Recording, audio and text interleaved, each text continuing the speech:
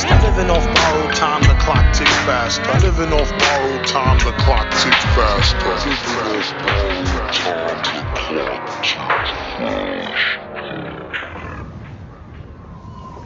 Hello, everybody. Welcome to this week's Living Off Borrowed Time podcast. I am your host, Patrique McGovern, Patrique on RYM, noted Makami expert and honorary clown scholar. Not joined this week by my co-host Caleb, Optimal Audio on RYM. He's still in clown recovery from his time at the circus. But joined by a guest we've been trying to have on for a while because I'm going to do a little thing like Steven Crowder. You don't know this because this is a dumb right-winger from America, but he's this fucking douchebag who goes around to like grade schools and tells the libs to change his mind. He's like, well, I'm conservative, and you got to change my mind. I'm oversimplifying it, but it's already really dumb, so I don't know how I'm oversimplifying it. Anyway, we have Battered Sphinx on the show from RYM, and coming halfway from around the world. It's my morning, his evening. It was very hard to coordinate this show, but it was very important that he yell at me about LP. Yep. It was essential. Thanks for having me, Pat. Great to have you. We're going to have you on for a few more episodes in the future because you know a lot more about a lot of hip-hop than I do. And you're definitely going to yell at me about that over the course of this episode. But this episode is going to be kind of it's like a mini LP episode, but it's also an album deep dive episode. We're mainly going to be getting into The Cold Vein by Cannibal, which was we're kind of continuing a theme of talking about like seminal underground hip-hop albums on the show. We did 1999 in Underground. We did it wasn't seminal, but we kind of discussed a lot of Doom seminal stuff in the Venomous Villain, Mock's Hard Lemonade episode. And now this is absolutely one of the fucking tempo albums of underground hip hop. Maybe the first underground one I heard, depending on how you define underground. And maybe you want to get into it more. And so I, still have very limited exposure there. There was, even though Sharifi's registration date is 2000, I wasn't aware of RYM until 2005.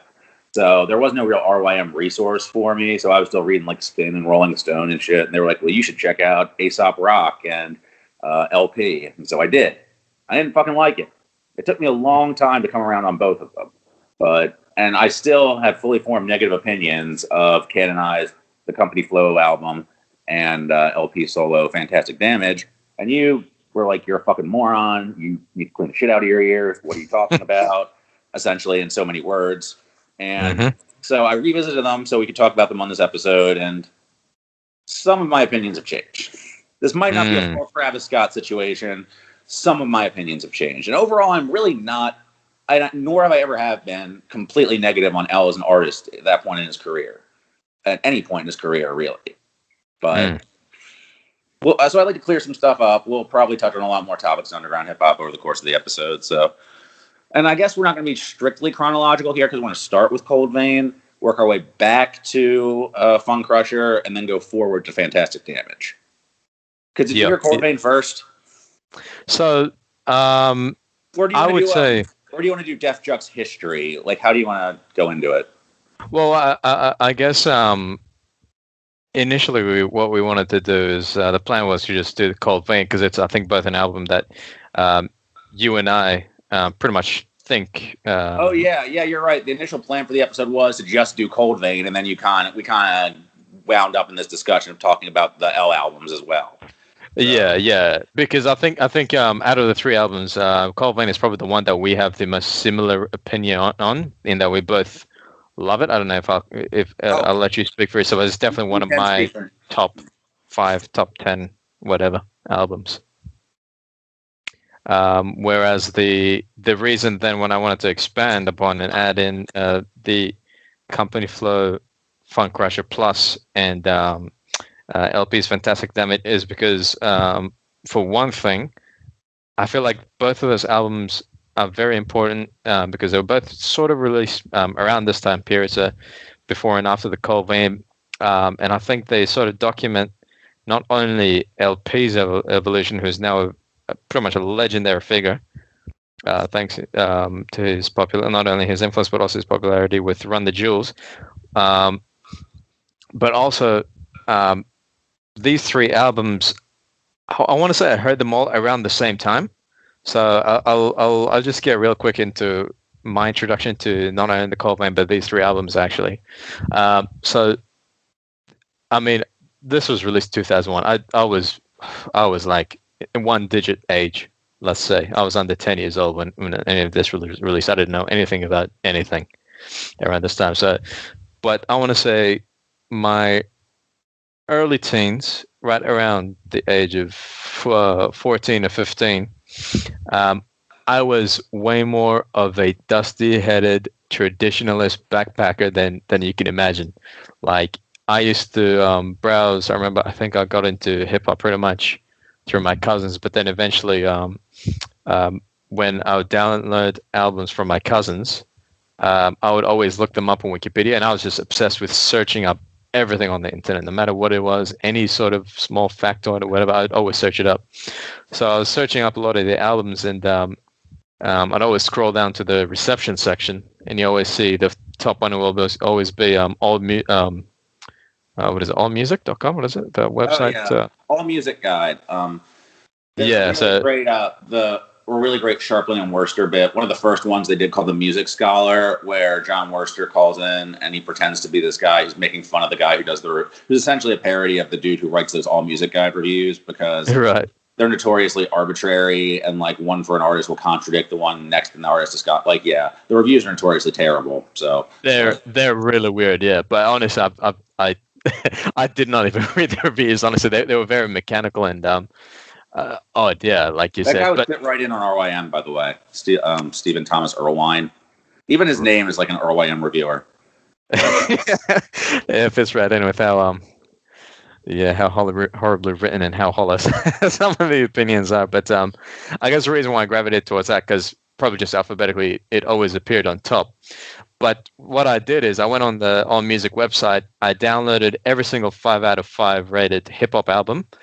Funny enough, they were all at that time all 80s and 90s album. The cutoff was 96 and 97. Nothing after that period during that time, from what I remember. So for the very longest time of my early teens, my cutoff for hip hop was 1996 and 97. So I was like, okay, those are the years that Tupac and Biggie died. Hip hop died with them. I'm not going to listen to any hip hop after this period.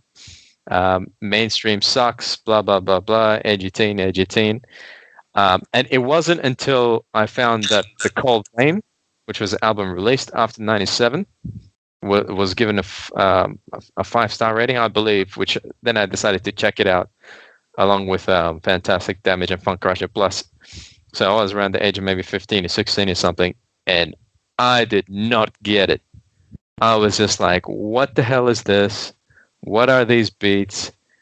What the hell are they talking about? Why are they not on beat? How is this pleasurable to the ears? They're not always rhyming. Sometimes they are, sometimes they're not.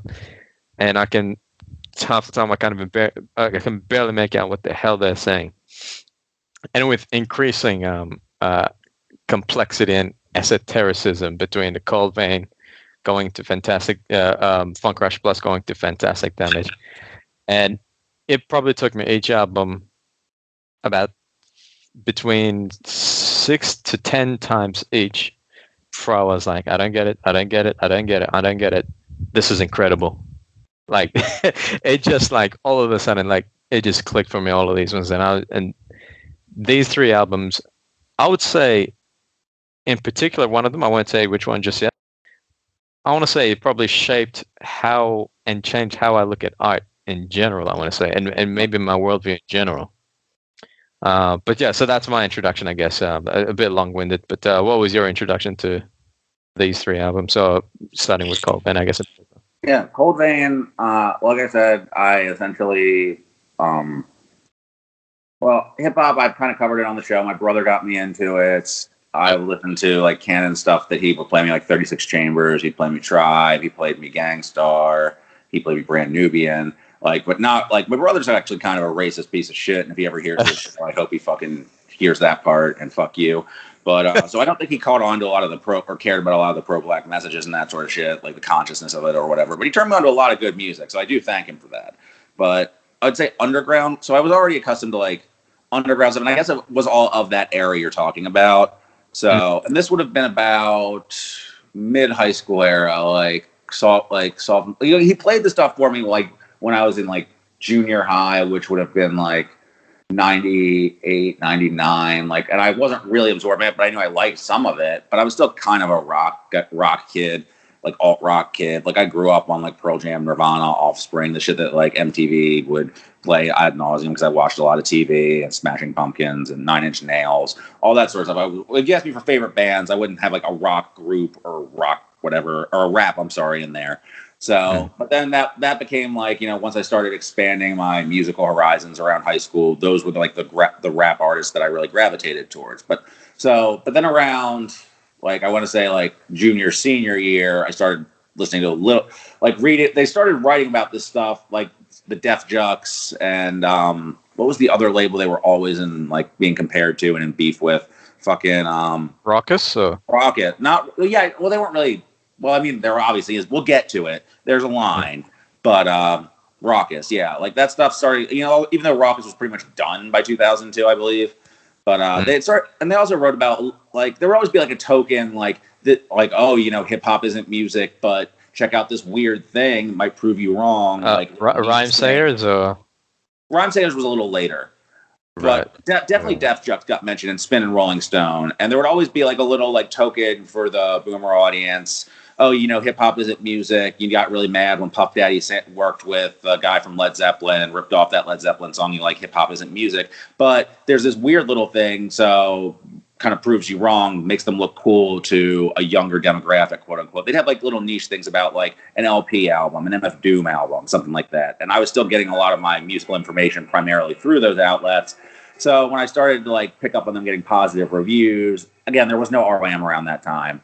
So I started to kind of look into that on SoulSeek, which I was using even back then in 2003, 2004, and picking up stray tracks because I was still on 56K internet because my mom was horrible and we didn't ever get fucking cable internet, even when the rest of the world had. So I was still downloading individual tracks because if I tried to download full albums, people would get annoyed with my download speed and ban me.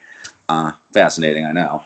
But then I remember the first Cannibal song I heard was Real Earth, because I thought the title sounded cool. So the first Cannibal song I heard was not Iron Galaxy, and it was a Vast Air solo song. And it was still fucking good enough that I was like, I gotta hear the rest of this album. Like, I didn't have the same reaction as you. I thought the rapping was weird, but it was weird in a way where I was like, I can kind of deal with this, because I'd already listened to, like, I saw like some of the weirder, like, he couldn't be any weirder than ODB or Capadonna, right? I listened to a lot of Wu-Tang by that point in time. So I don't know how much Wu-Tang you've listened to when you were like in your dusty old heads only phase. That was, yes, my cutoff was, well, actually, no, 95 was ODB's first album, wasn't it? Which I don't think I listened to back then, but I did listen to a lot of 36 Chambers. But I don't know, to me, ODB was more, silly, cartoonish. Right. These guys are dead serious. They're dead serious. These guys were dead serious, and they were more abstract and experimental and heady, and sort of cryptic. Whereas ODB was like, oh well, his name is Old Dirty Bastard. Father to Style. He has like 50 kids with 100 women, and he died and fairly youngish. So I was like, oh, he's the wild card. He's a crazy one. So that was pretty much the extent of it. But with me, that's a great comparison actually. But I'm just trying to say in my terms of like, you thought it was too weird and abstract, but you just kept listening to it. I'm sure I thought it was weird and abstract first too, but I didn't think it was off-puttingly weird and abstract. I thought the beats mainly hooked me into, because I was already into psychedelic stuff. Like Mars Volta was one of my favorite bands at the time. I'd already seen Fish. I was into electronics. Chemical Brothers Surrender was one of the first CDs I bought actually. So it's like the beats really appealed to me on a level that no other hip hop was providing. So the beats drew me in, and what Vass was saying on that song was kind of like, I thought he had a compelling presence, even if it was going to take me a while to get used to the way he was rapping and what he was rapping about. But like the way he would spit those lines of like, the world is a lottery ticket with the world is a lottery ticket with Chinese numbers. I'm finished. The way he ends that song, like he's still doing like traditional rap bragging, but in a weird ass way. I could still pick up on the fact that he's still bragging like a rapper, but he's doing it in a way that no other rapper I'd ever heard is bragging over this beat. It's like no other rap beat I'd ever heard. So that was how go ahead. Yeah, I guess for me, my taste, it wasn't, and it still isn't, to be honest, that diverse. I still listen to, as much as I love a ton of other albums and other genres, I still listen to like 70% hip hop. Back then, it was probably like 80 or 90% or something. So, with the occasional, Aphex Twin or Gorillaz or whatever typical, 14, 15-year-old kid growing up in the mid 2000s. That's the second time Gorillaz has come up on the show recently. We should really do a Gorillaz episode because I. Oh yeah, Demon Days is like the album. Like it's the album that was default in iTunes ads, and it was like yeah. It's like the most album. Like I don't know how to describe it. For an album that was everywhere and everyone knew it and got played in Apple ads, it's a dark fucking album. It's like for a cartoon album, it's a dark cartoon, man. Like it's very bleak. It is. Though. It is probably. Would you say that's Danger Mouse's best work? I would say. Well, I've only listened to really Gnarls Barkley, Danger Doom, Danger Mouse, and Gemini. I don't even think I've album because I assume you don't like Jay-Z. You don't like Jay-Z, right? No, I'm not a big Jay-Z fan. And with mashup albums, I honestly kind of treat them as novelty things, and I don't really get around to them. But I know how important the great album is in terms of internet music sharing and all that sort of stuff. But I just not have got around to it. Danger Doom is probably up there with right below Mad Villainy for me, but that album is so misunderstood. Danger Doom's probably better than Demon Days just because it's an album of those Doom raps, and Doom is like so fucking good on that album. And production-wise, it's probably equal to or better because there's some... Demon Days is probably better on a production level because Demon Days has to do a lot of different things, whereas Danger Doom really only does one thing, come up with like Saturday morning cartoon instrumentals for Doom. But they're beautiful Saturday morning cartoon instrumentals. Like, I'm actually probably going to listen to Danger Doom right after this episode, now that you're mine. Because it's a beautiful fucking day, and I got to walk around this new neighborhood and see what the fuck's going on with it. Like, go down this new trail that's right by my house. And Danger Doom is like a really nice, bright album to listen to. Really fun. So Danger Doom is probably the best gimmicky commercial. It's literally a commercial ever. It's literally a fucking commercial for Adult Swim. Yeah, and Doom jokes about that on the album on Old School. It's like he throws to the sponsors on Old School because he throws to the sponsors on Old School, and he also does it again on where he's dissing Space Ghost on Space Hose. I can go on about the album for a long time, but and we'll be right back. These messages, fellas, grab your nutsack, chicks, squeezy breasts. But anyway, so I guess for me, I wasn't in at that stage for me when I was getting into these albums in my mid-teens. I did not get them. After a while, I did get them. And then once that was like the floodgates open for me. That's when I was looking up anything tagged alternative hip hop, anything tagged abstract hip hop, anything tagged experimental hip hop. I was just like scrounging the internet, finding the most obtuse, most abstract. Because at the time, like, this was the late 2000s. So this was not the bling era. This was the ringtone era. This was Soulja Boy, Chingy. Where it was just the most simplistic of hip hop on the radio constantly, and people's ideas of hip hop was like that. It was just that. So I was really, I was not that edgy, but still a bit of an edgy, smarty pants teen. So I was looking for the most left leaning stuff, and that's how I got into Bus Driver and Anti-Con and all the other Def Jux and anything experimental. I was like, this album combines avant-garde jazz with hip hop. This album combines found sounds and some guy cat sounds with hip hop. I was just trying to find anything and everything, the craziest of crazy stuff. And so I went actually do an album that combined cat sounds with hip hop. I don't know if that's what you're referring to, but kind of, yeah. But there's even some other stuff I kind of remember. But it was so I went from being the dusty old head backpacker to the nerdy, too smart for you, smart headed backpacker. So I went from one super annoying, cliche hip hop fan to another super annoying cliche hip hop fan at that stage. Yeah, what you're describing with this album is kind of what happened to me with Mad Villainy a little bit afterwards, when I got into this album, I really liked it, but it didn't really inspire. Like, the stuff it inspired me to check out was like, again, my timeline might be a little fucked up at this point. Done a lot of drugs, drank a lot of alcohol, blah blah blah. Since,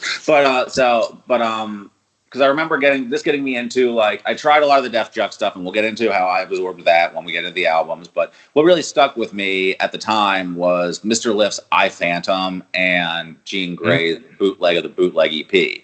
Those were the two releases. I really liked everything Gene, by the way, and I want to do a Gene episode at some point. But the Gene bootleg of the bootleg EP, I thought was just fucking hard ass rapping, like, and it feels really cheap to say, well, it's not just good for a girl. Like, you know, that's the most underhanded compliment you could ever pay a female anything. Period. Yeah, it's a bit of a dirty word, femc, but it is sort of like, you don't want to single out someone for just being a female, and you don't want to put someone on a pedestal just from being a female, but at the same time, it's like, you know, they need the appreciation that they deserve. No, I would say that they don't get the exposure they deserve. I mean, and I guess it's just such a male-dominated art form, and the media that covers it is also male-dominated. So it was good that she was given media exposure, possibly just as an obviously, like, hey, look, a girl's doing it.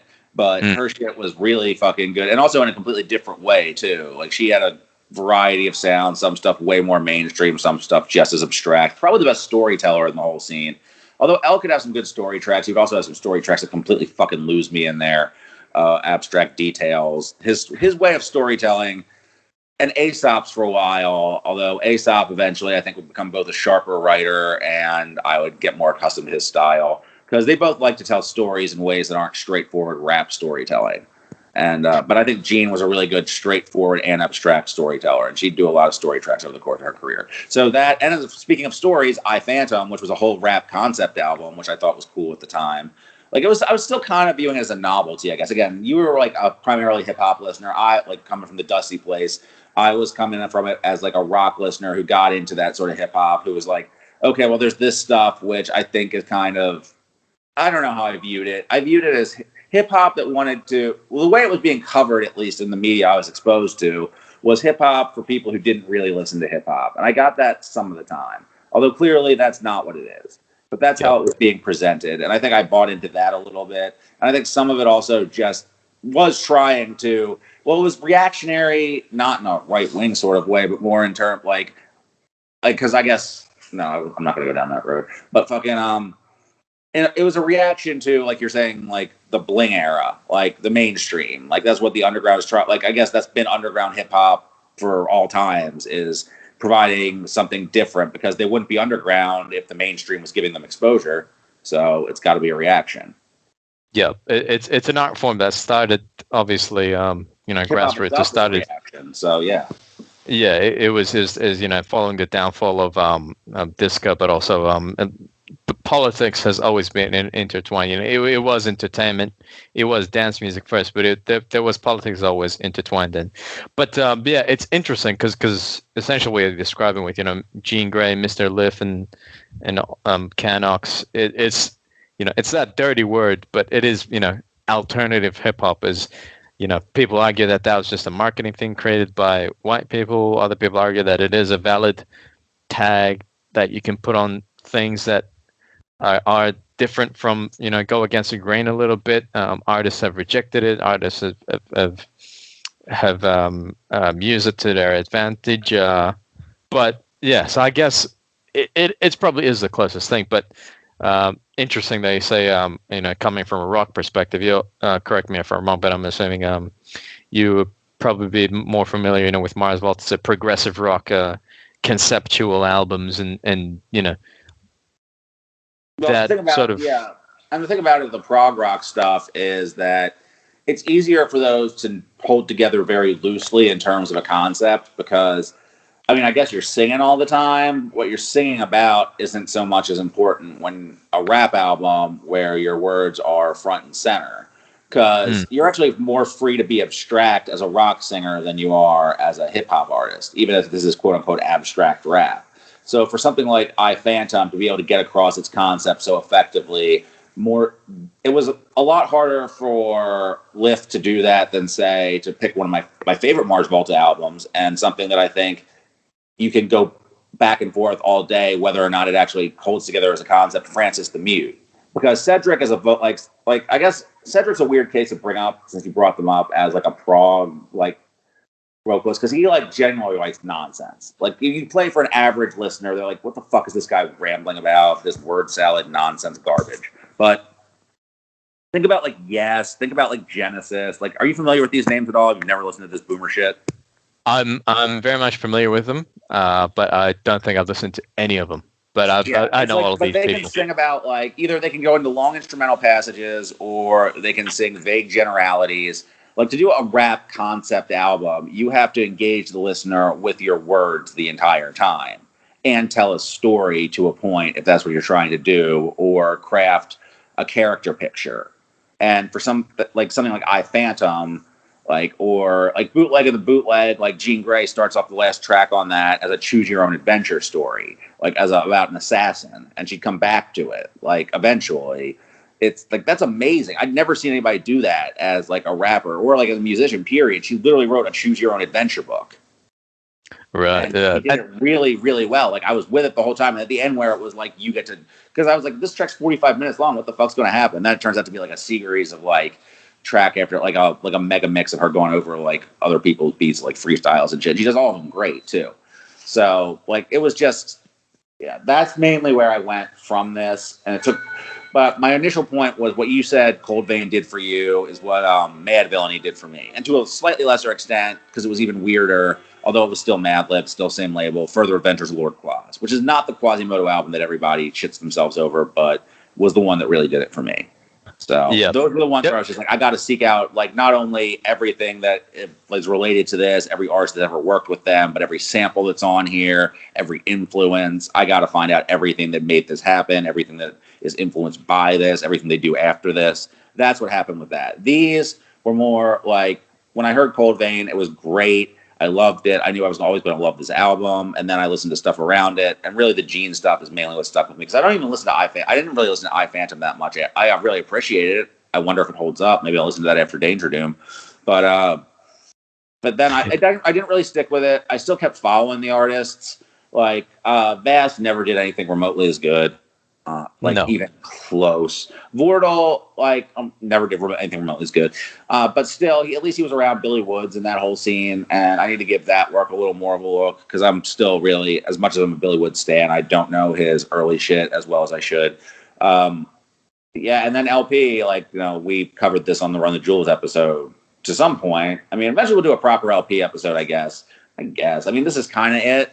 Kind of isn't. Like, I guess we'll get into some of the albums too, like the later stuff, like Sleep When You're Dead and Cancer for Cure. Like, they'll come up because we want to talk about the production decisions he would make later, where his evolution would go. But, I followed his career, and I didn't really start appreciating him as a rapper until Sleep When You're Dead. And even then, I was just like, this is still a bit much for me. I love the production. I thought his production was always great and progressive and interesting and different every time out. He never repeated himself. He wasn't one of those progressive producers who makes something once that's mind-blowing and different and then does the same thing over and over again, so it's not different and mind-blowing anymore. And I'm trying to think of an example of that as like a producer or a band. Yeah, I can't think of any off the top of my head. You could say Dan the Automator, but not really, because he did Gorillaz too. I'm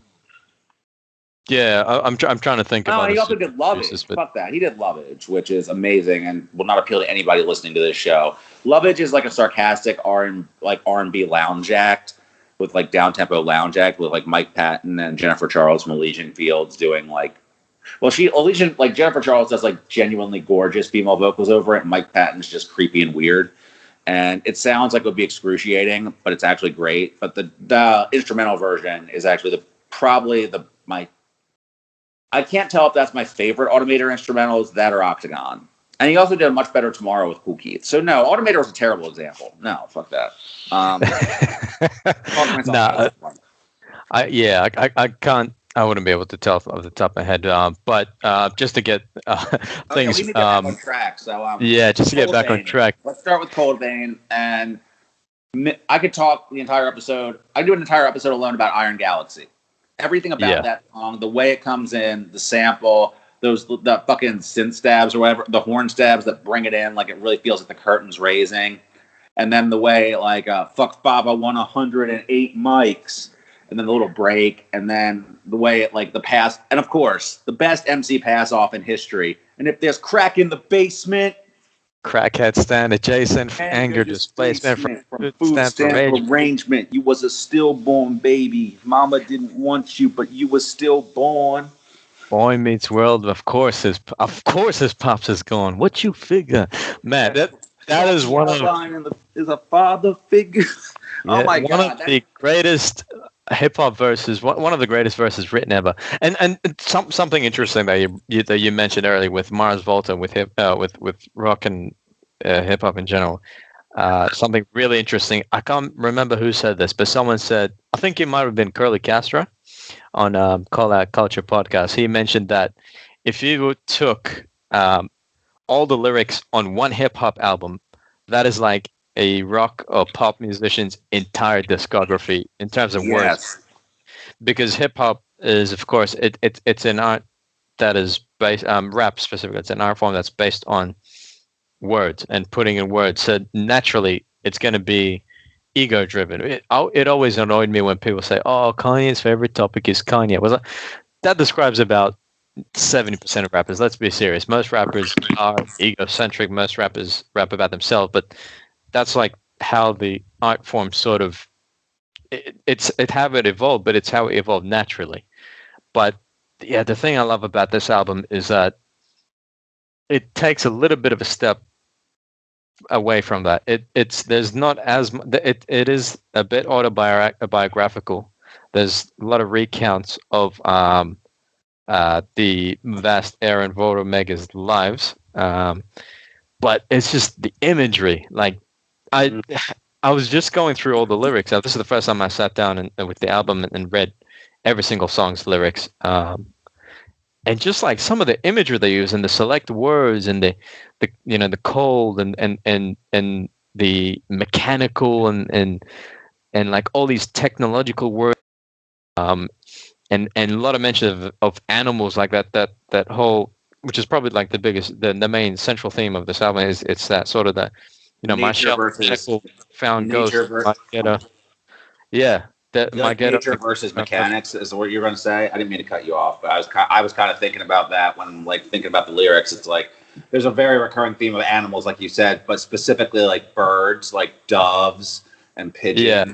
And then you have like at odds with this mechanical landscape, which is what LP's instrumentals are. Like they're the most mechanical instrumentals I've ever heard in a good way, like in terms of just sounding like not necessarily futuristic either. Like they sound like dark, dingy, like clattering metal. They sound like New York streets, New York sewers. If you've never been to New York, it gives you a perfectly formed picture of it combined with what they're saying.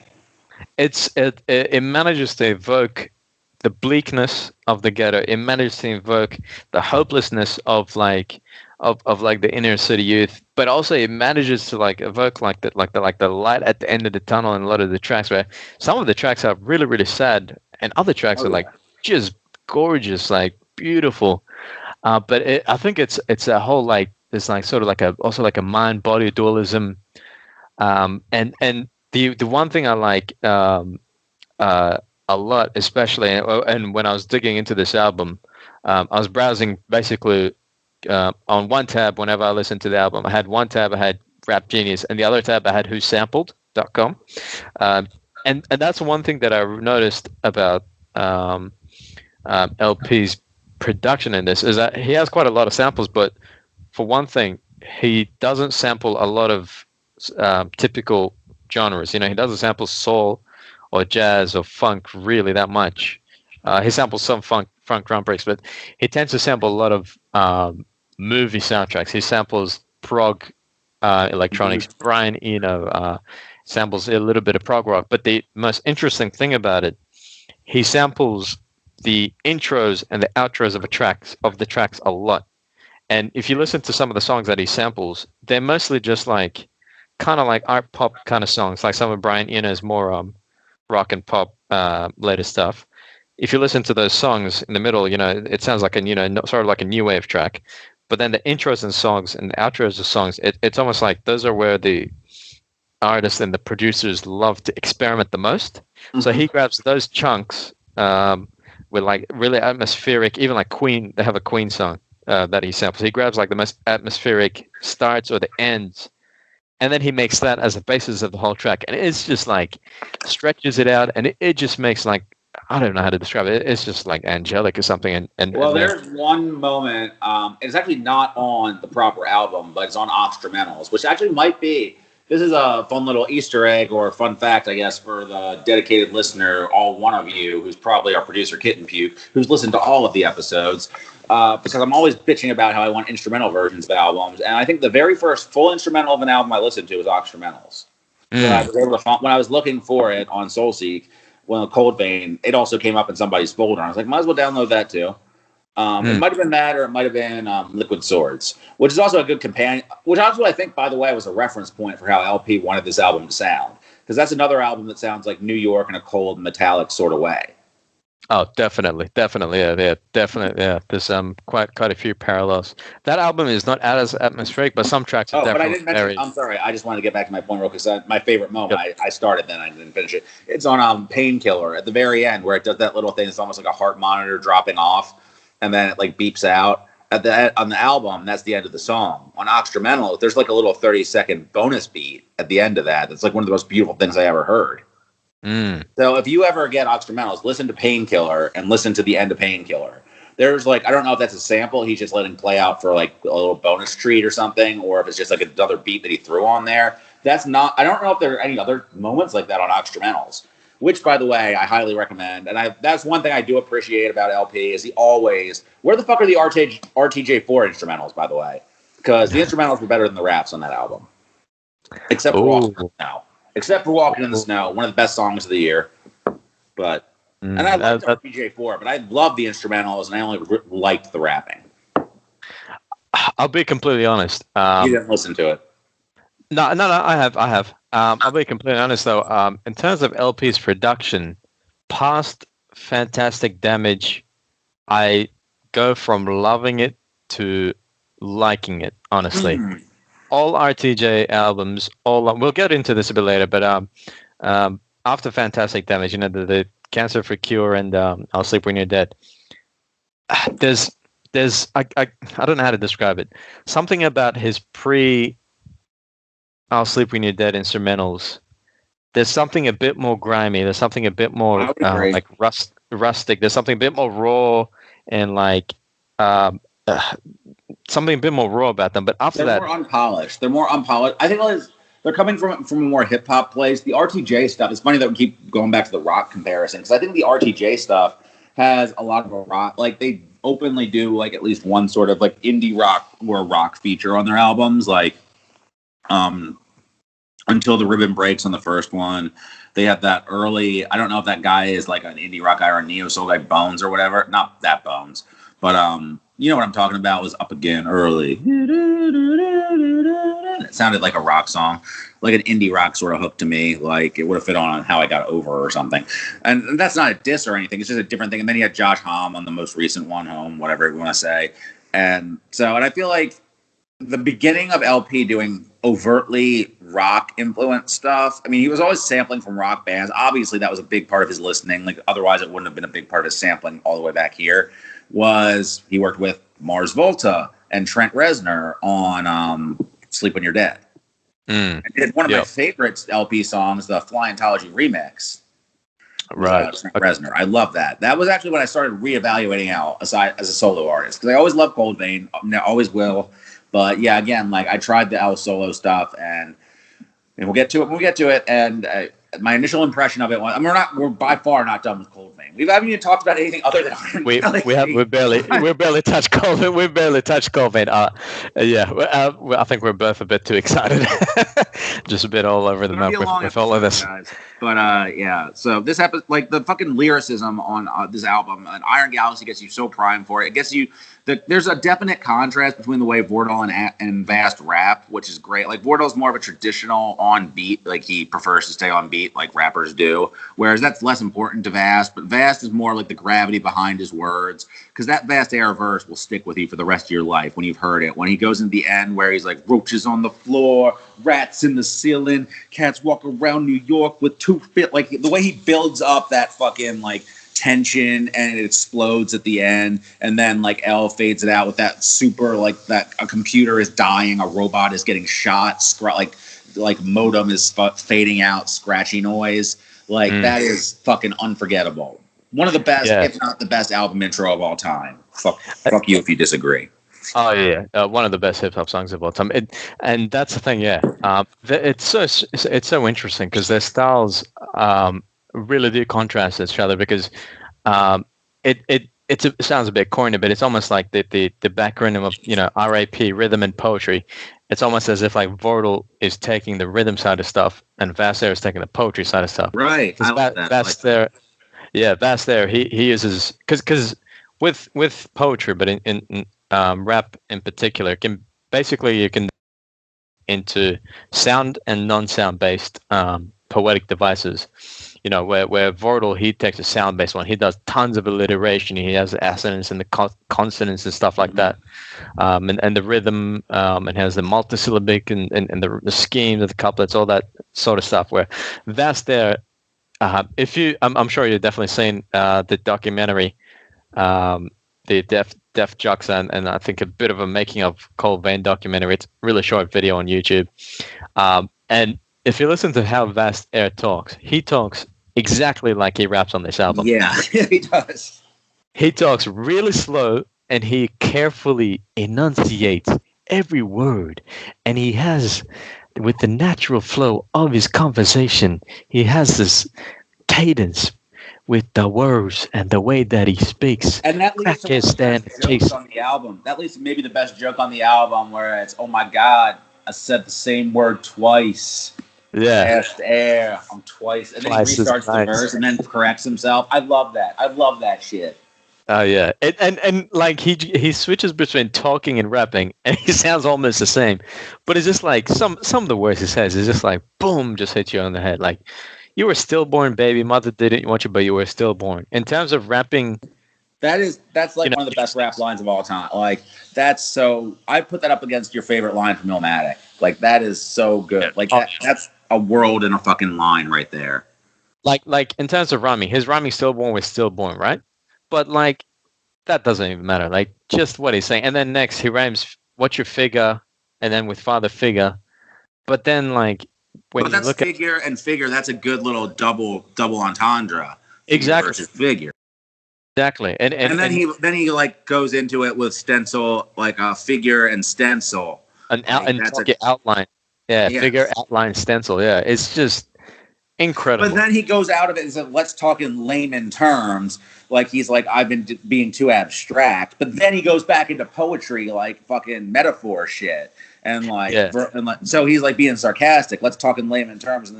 But then he's like also talking about like, the city of New York, like rotten apples, like the Big Apple. So it's like, you should understand it. Like, and layman, who are the laymen? The laymen are the people who live in the city.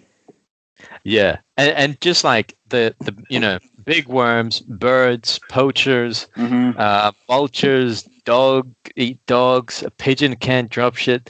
Like, just the animal imagery is all over this album, and it's just. But who's the worst animal? A cannibal. It eats its own. Oh yeah. What was that from? No, I just thought of that, but that was your bar. Okay, that actually sounds familiar. If you came up with that's a hot ass bar. I mean, I just thought of that, but I'm probably just like unconsciously stealing like Carlos Mencia claimed he did. But I literally just thought of that. That's bars, man. But and he has a math pun. He has I can't believe, like, I rest my head on, like, first he starts off with numbering. It's like, broken 40 bottles. I rest my head on 115th, which is 115th Street in Harlem. The miracles only happen on 34th, so, miracle on 34th Street. And then he says, I remember saying this. I remember saying, this is how nerdy I am. I remember talking outside of math class, and I used to talk hip hop, and one of like this nerdy guys was asking me. He was saying like, "Oh, it'd be fun if someone makes a rap song about math," and I was like, this line like immediately came up to me, and I was like, "So I guess life is mean, and death is a median, and purgatory is a mode that we settle in." He's like using median mode.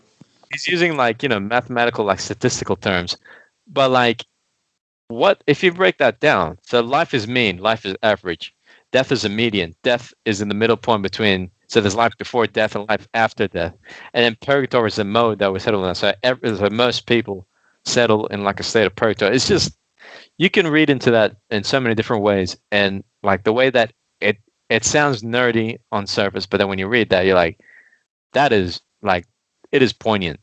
Like it took me a while to get the math pun because I notoriously hate the shit out of math, even though it's a pretty obvious math pun. But just because it's the obvious pun, it's like there's so much beneath the surface, and it's such a deep statement, like you said, the way you broke that down, which was excellent. And then he goes into the Eve's Bayou reference, which if you've never seen that movie, it's incredible, and it's about like voodoo, and it's been a while since I've seen it. It was Roger Ebert's best movie in '97, which is why I sought it out. And it's an incredible fucking movie. And I know it's about like voodoo and like life after death, so it's a really appropriate reference to go right after there. And I think it's about a child who can read her father's thoughts, possibly. I don't know. I might be getting that one wrong, but that's what I get from the next bar. And then he goes into that incredible ending that I was talking about, where he just builds up everything, where he's talking about, where he feels like he's literally engulfing everything, all the forgotten people in New York, into one verse and spitting it the fuck out, and says his name, and then the song plays out. Yeah. Fucking amazing song. If you don't like this song, you can't listen to the fucking podcast. And the other thing about this song is that I remember, like when that's probably one of the first verses that really hit me. And when I was younger, I used to love Vast Air, and I really was meh on Vordel because I was like, he's super monotone, he's super like syllable lyrical miracle. Like if you want to like really dumb it down, like he's super syllable lyrical miracle. So I kind of just ignored what he was saying, but like, and he's super cryptic. Like he's really esoteric. And this is something else I realized about this album, and I think Alaska is, of course, part of the Adams family, who Vordel and Vast Air was part of before Cannibal Ox. He said that Vordel Mega freestyled a lot of these songs, except I think one of the only few in songs verses that he did was these verses on Iron Galaxy, and I think maybe Pigeon and Scream Phoenix.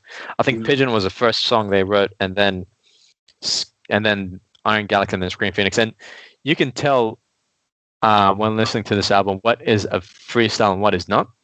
Because on Iron Galaxy and Scream Phoenix, he has this like this cadence, like I don't know what to call it, like phrasing something. It's like da da da da da da da da da.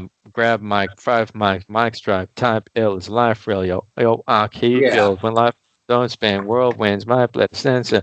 And like when you first listen to that, it's like really hypnotic to the point where like you might like hypnotic to the point where you might drown it out.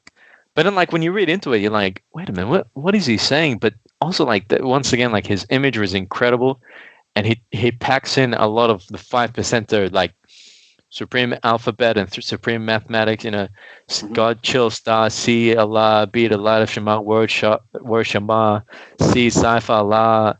And then he says stuff about like all these numbers, and number 9 and number 8 and 3, 6, 08. Like it's really, really esoteric. Like it's not just complex, but it's like esoteric. It's like it's made for people in New York. Like if you're like, you have to be a black guy in New York in that time to like, and you have to probably have some sort of idea of like 5% nation wisdom and teaching, so even understand what the hell he's talking about. You gotta do the knowledge, God. yeah. And one thing I also found out, I don't know if you saw this on Genius, but Vordel Mega's second verse, he says, what does he say? Spinning 360 wave, Seafall blew the door. Number 8, summer face tank top with a knot. Number 9 said, run the place. Took my girl stereo CD plus the tape. Broke star, don't wet that. Fuck the face. Let's stuff the place. Jet back to Santa Cruz, California, IA. he's talking. You know what he's talking about? Or who he's talking about? Absolutely not. He's. No. I found I a never did. I never did. I was like, that's just over my fucking head. Who is he talking about? someone annotated this and linked a passion-wise interview with Billy Woods, and he's talking about Billy Woods' Jewish social justice girlfriend who introduced Billy Woods to Vortal Mega. So apparently, the girl who lived in Santa Cruz, California, and someone broke into her place and took her stereo and CDs and tapes, and it's just like like they run deep, like Billy Woods and Vortal Mega, like they go back. I think Billy Woods said like Vortal Mega is like his mentor. Like he's the one who like really told him. I think like Billy Woods would share his lyrics with Vortal Mega, and Vortal was like, "Yeah, nah, you really should work on this." So yeah, no, yeah. If you listen to it's called Hideous Cowardly Threats and Hideous something. I don't know. It's like a compilation of early Woods. Wardle's all over it. And yeah, I've heard they talk about that. I think they even talk about that on like the Shrines episode and stuff. But I'll call out culture. and that's the thing. Like these verses, and then on Screen Face where he has like a specific phrasing, and his lyrics are written to fit like the stanzas or fit the rhythm. But other songs, you could tell it's a freestyle because he's rapping a little bit slower. He's spacing his words out a bit because his thoughts. And it's funny in those moments he sounds more like Billy Woods. Like I can't remember what verse. I was like, this sounds exactly like Billy Woods. Would you say that there's a direct line? I mean, obviously there's a direct line from Wardle to Woods. Would you say there's a direct line from Canox to Arm & Hammer? Because going back to what you're saying about poetry, I would say that Elucid is definitely a more esoteric, and I know you're talking about Vortal being more esoteric than Bass, but in terms of delivery, Elucid definitely is a lot less of a I'm going to stay on beat and rapper than Woods, and takes a lot more chances. It's going to be a lot more off-putting, and so yeah. Do you think? And they're both a duo. Like they both experiment a lot with. Like they always get paint. Like every Arm & Hammer album is said to sound like the Cold Vein in some degree. It's like, oh, it's a post-industrial soundscape, even when it's not. Like Shrines was. So instrumentally they're quite different, but like their approach to hip hop, their approach to rapping, it's a very similar relationship. Like Billy Woods, who's ironically, he's more directly inspired by Vortal Mega, but Billy Woods is kind of like that's there in Arm & Hammer, where it's more about what he's saying and like he spaces out his words. It's almost like he's like an angry uncle ranting at you and like scolding. Where Elucid is like a guy angrily reading a list of phrases at you that like he's reading them so angrily at you that like you can't even tell what he's saying, but you're just like, okay, yeah. Sometimes he's angrily calling you through like a rotary phone because it's really distorted, or he's calling you through like a prepaid phone that is running out of minutes. So he's saying everything really fast so he can get it in before his minutes run up. Yeah, that's a good way of putting it. They're definitely big influence. You can definitely tell between Canox and because this album, the three, I want to say probably Funcrusher has the most influence, like when you start really tracing things back, but Cannibal Ox, the Cold Vein, definitely has like the most felt influence in terms of like direct source of inspiration for a lot of alternative, abstract, experimental, whatever, left field hip hop artists. Like a lot of people are like, yep, Cold Vein, but a lot of people. I just kind of want to talk about individual songs though, like the F Word. One I gravitated towards instantly, and I think very few, if any other rap song has actually gotten this topic right, because imagine someone doing this on 2020. This would be like an incel anthem. Like, it would not fucking work, but they make it work really well. Imagine this in 2001 in the underground where, like the mainstream was macho and glamorous and whatnot, but so was the underground to an extent. Like it was braggadocious. It was fuck the mainstream and we're real and we're hardcore. That they were that to a certain extent. So yeah, for them to make a song about being friend zoned and nothing abstract about it at all, and other than probably idea and atmosphere. Yeah, there wasn't too many, especially black rappers Right. tackling these sort of songs. Yeah. Atmosphere was another one that I tried after this album, and he still, by the way, kind of leaves me cold. The only Slug release that I really resonates with me is Felt 2. I like I like what there are individual songs I like. Overcast I like, but it's a bit much for me. Slug's just a bit much for me. He's incredibly talented. He's a very good writer, but over the course of a whole project, it just wears on me. And somebody very early on, a friend of mine, actually a girl I had an incredible crush on in high school. She wasn't from my high school, of course she wasn't, because my high school was a cult. But she was into this shit, and one of the reasons I had a crush on her. And she pointed out Slug's kind of a snitch. The shit he talks about in some of his stories, he's dry snitching on people. Sometimes overtly snitching on people. Right. Well, on females or in his past or what? Kind of both, if you think about it. Like he's telling personal stories. I can't think of any examples off the top of my head, but like some of the shit he probably shouldn't be putting on record. I don't know. Like, right. I'll be honest. I've not listened to much Atmosphere. I've listened to only like a couple. I know they're like essential backpacker, but I maybe only listened to a couple of. It's been a long time since I've listened to it, and that was just something that turned me off at the time. I'm like, you know what, you're right. And that seems like maybe he should have been a better writer and found a way to talk about these topics without being so overt about it. And but yeah, I mean, I respect Slug as a person overall, and I'm sure that doesn't matter to him. And I think he's really talented, but his music just never hit me. Like, he's obviously very important, obviously very influential, and good for him. He hasn't been Me Too'd yet, unlike every other rapper in that movement, in that area. Yeah. So, that's true. What else on this album? The beginning of Battle of Asgard is one of my favorite beats ever, and I can do without most. Okay, here's where we fight. Every feature except for Alaska on this can go. Wait, Battle of Asgard or Anthem? The whole album. Every feature except for Alaska on the whole album can go. I don't need them. I was going to bring up the LP features a bit later, but I don't mind him on Straight Off the Dick or DIC, whatever. But on Ridiculoid, that was the one thing that turned me off at my first listen. I'm like, yeah, you shut up. Like, no, shut up. Honestly, I have no idea on Ridiculoid. Like, I read the lyrics multiple times, played the rest. I have no idea what the hell LP is talking about, because his style of abstract hip hop is very different to Cannibal. Cannibal is all about metaphors and imagery, and but also it's very grounded. With LP, we'll get into that, but LP, he's very scatterbrained.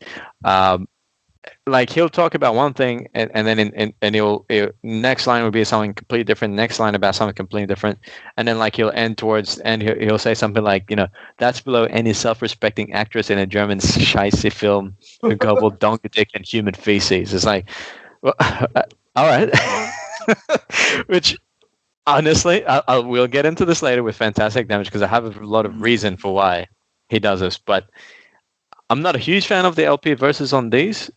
What's the other one is on Ox Out the Cage? Oh, is it either Straight Off the Dick or Ox Out the Cage? I don't remember off the top of my head, but yeah, honestly, I don't have that much to say about them. I just love LP's voice, no matter where. His voice is made for rapping.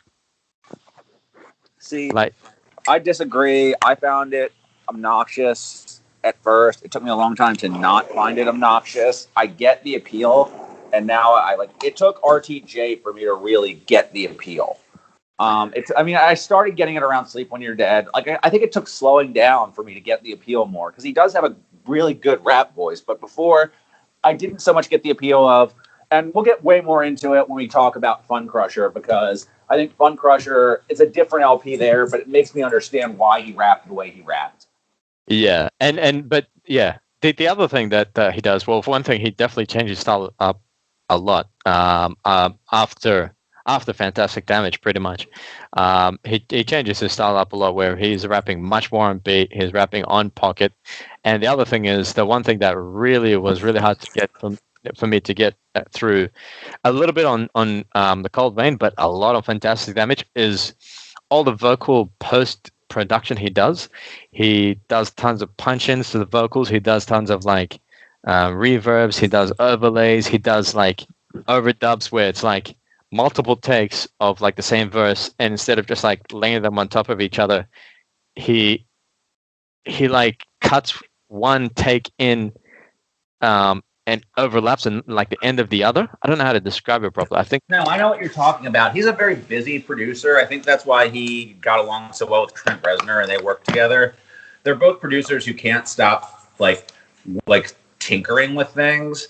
They always have to add a little bit more to their productions, a little bit more to their songs. Yep. And that's why I think going back to Atom, going back to the features, Alaska's verse is personally one of my favorite verses of all time.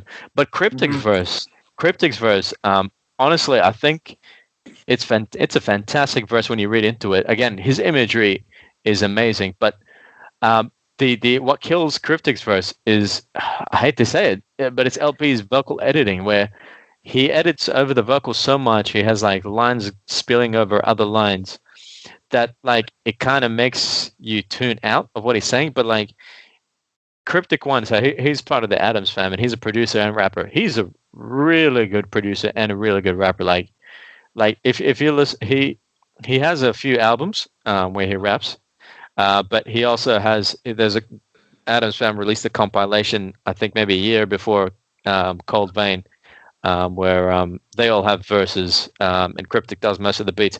He's really good, but like even his verse, like some of the imagery that he has, like animal references, like about birds and worms and livestock and beast of burdens and primates, and he says something like intent ain't to reinvent the spinning wheels of time, just to enjoy the bumpy rides and improve upon its design. Like he's talking a lot about like the art form of hip hop, and like he also says something like, I've learned even tidy birds come to eat from it. Early bird gets the worm, but the early worm finds a spot in the early bird's stomach and can't escape it. Like he's a writer. Like it's a really good verse. But I'll give it another shot. Like it always, everything other than Alaska in terms of features. I almost felt like this is like part of the power of the album was only hearing Bass and Bortle. And if you had Alaska in the spot where he's like the AZ on Life's a Bitch role, where he's like, feature, that would give it even more power because it's such a good verse and it deserves that kind of notoriety. But yeah, like all the other features that aren't L on Ridiculoid are good. L on Ridiculoid, I'm just like, the fuck is this guy talking about? That's my one low point on the album. Speaking of Bortle, like you were talking about him as like, more of just like a flow rapper. Like clearly some of the stuff was freestyled. I don't know if Stress Rap was one of the freestyled ones. It feels like it, but it's one of the best freestyles ever if it was. Just like the way his flow on that is incredible. And the way it's like, they have concept songs that should be like preachy, but aren't. Like Stress Rap is just, like it's a loose concept about feeling stressed, which is a good, like kind of universal feeling to build a song around. But then you have something like Painkiller, which I guess they're good. Like, I mean, F Word is more of a direct, like a more specific theme, but like they're good at taking like they have abstract songs, but they're also good at like finding universal themes and taking their abstract approach and applying them to these universal themes, so that once you start to decode the lyricism, you realize what they're talking about can apply to anybody. Stress Rap, Painkillers, like. And then you have like the straight up rap bragging too. It's like they're doing stuff that's actually not that esoteric. I mean, they have esoteric lines, but at the heart of it, they're speaking to the universal condition. And that's part of the reason this album's so enduring. That's right. And even the track Painkillers, like you can take it to be about painkillers. It can be about any drugs. It can be about, over the top, under the top, illicit, non-illicit drugs. Like you can interpret, especially at Vortals. That's definitely one I think he written and not freestyled in that one. But yeah, it's very grounded. And that's what Painkillers is one where LP's vocal trickery actually adds to it, because at the start of the verse he has like these effects added to the Vortal's verse, the way it sounds like he's sort of rapping over the phone, and he gives it like a really cool psychedelic sort of hazy lethargic effect, which sort of fits the theme. And sorry, we're jumping all over the place. But Adam, Alaska's verse, man, that is But personally, I'm in terms of rapping. I care personally more about earlier I was talking about the sound and the non-sound based stuff. I'm a much more a fan of the sound over the non-sound based stuff because to me, writing in rap is not super unique to rap. Like writing in terms of like what is this person saying? That's something that is like across all boards of poetry, pop, rock, whatever, all genres of music. But what makes rap special is it is these audio stuff. It is a lot of cats pop shit, a pop apocalypse, topple propaganda, force fed to the populism, throw on the gamut from a standard. It's the extreme abundance of like the alliteration and the accent. It's like people can easily dismiss. Like people listen to that verse and easily dismiss it as oh he's just rhyming for the sake of riddling or he's just oh spiritual lyrical miracle whatever and oh p here and then it's a here and but that's what makes hip hop so exciting and that's what makes rap unique. Like that's what makes rap stand out as an art form. Like you can't see this abundance of balance between meaning and also technique and also oral pleasure in any other art form and like when people dismiss this kind of rapping as being abstract for the sake of being abstract or like oh I just want to this just trying to sound smart, to me that's such a sweeping such a massive thing under the rug because like Alaska's verse here, first of all like the alliteration assonance is just bananas like you said, perfect comparison with AZ on Life's a Bitch. Mm-hmm. But like when you read what he says, like once again, it's really, really poignant. Like he's once again similar to what Cryptic was talking about in the other song. He's talking about like being unconventional. Like he's talking about what does he say? Like my process accomplished through perseverance. Every man's not my brother, regardless of appearance. Apprehension clouds the spirit. Tension prepares us from ascension. Man is at his best is when he's breaking chains of conventions, a convenient covenant for conception. We're all from the same mold. Spores of bacteria told we inferior. Others ignore hysteria. It's like he's talking about like not only is he packing in a lot of poetic techniques, but he's also every word like he's saying something. No, and like this is not like rhyming for the sake of riddling because everything is a statement. Also, there's jokes in there. He ends it on a joke about himself, a passively aggressive testament. That's how I'm repping shit. He's like making fun of himself at the end. Like he's making everything's a brag, but it's like it's crafted in a way and delivered in a way that it's just so fucking artful. Like this is it done as an art form. But the reason that like Super Lyrical Miracle gets the fucking reputation that it does is because of things like I always bring this up. There's a freestyle battle where Cannabis is battling and he gets beaten so bad, but he had like pages and pages of like computer paper, like old school computer paper that he has to bring out. And he wants to just read his bars and they're just like the most nonsense, like, read out. Like he literally just probably had a fucking thesaurus with him and was just coming up with and the shit does not cohere line to line. And he wrote it out on fucking like old long sheet computer paper. He just wants to spit his bars at this guy in his raspy sewer lizard voice. And that or the Death to Mumble Rap cover where it's like some scowling white kid in a hoodie in a hoodie on YouTube talking about how mumble rap ain't rap. And so then he has all this shit where it's like so many like triple time. But again, nothing means anything. Everything he's saying means something here. And then you have something like Prince Poe in his prime also could do this shit. Like there are people who are really fucking good at it who can do it. But it's been cheapened, so it's become cliche. Yeah, but you know what? Even I'll be honest. Even when they're not saying anything, even when like some rappers you just are like flexing, the sound of this style of rap. I just love the sound of it. Like, are you familiar with Edan? I'm sure you've heard him on some features. Oh, of course, Edan. Beauty and the Beat. Beauty and the Beat. Primitive Plus. Yeah. Primitive Plus, Beauty and the Beat is two of my favorite albums. He has one song called Syllable Practice, and this song, like, it's literally like he says like his intro where he says, right now what I'm gonna do is this song called Syllable Practice, and I'm not saying anything significant, but it's just battle rhymes, and it's just gonna sound pretty. And then he's just saying, the renegade radical demonstrates battle drill efficiency and dedication to placement of syllable soils directly where umbilical. Like he's not saying anything particularly poignant, anything, but this is what rap is like. It is like meaning is honestly kind of overrated. I would disagree with that statement, but I mean, there's a place for what you're saying. As far as Edon, whatever goes, I listened to him when I was in my big Stones Throw binging phase, and I don't remember. Like, I remember really liking the instrumentals and thinking his rapping was good enough, but a little too self-consciously throwbacky. The song I remember really liking by him was called "Fumbling Over Words That Rhyme." Yeah, that's an excellent song, but I don't know. I friggin' love it, like Primitive I'll Plus. give his shit another listen. I will. It's been a long time since I listened to his stuff. I will give it another listen. He has Beauty and the Beat, Primitive Plus, and doesn't he have another one, or are those the only two? Those are the main two. He released. Didn't he do something with Homeboy Sandman recently that sucked? I did not listen to it. I don't think he raps. I think he raps on maybe a couple songs, and then the rest. Yeah, but the beat, I don't know, but the beats were kind of not great on that. It was just weirdly mainly Sandman sucked on that. The beats were interesting, but it was also weirdly mixed.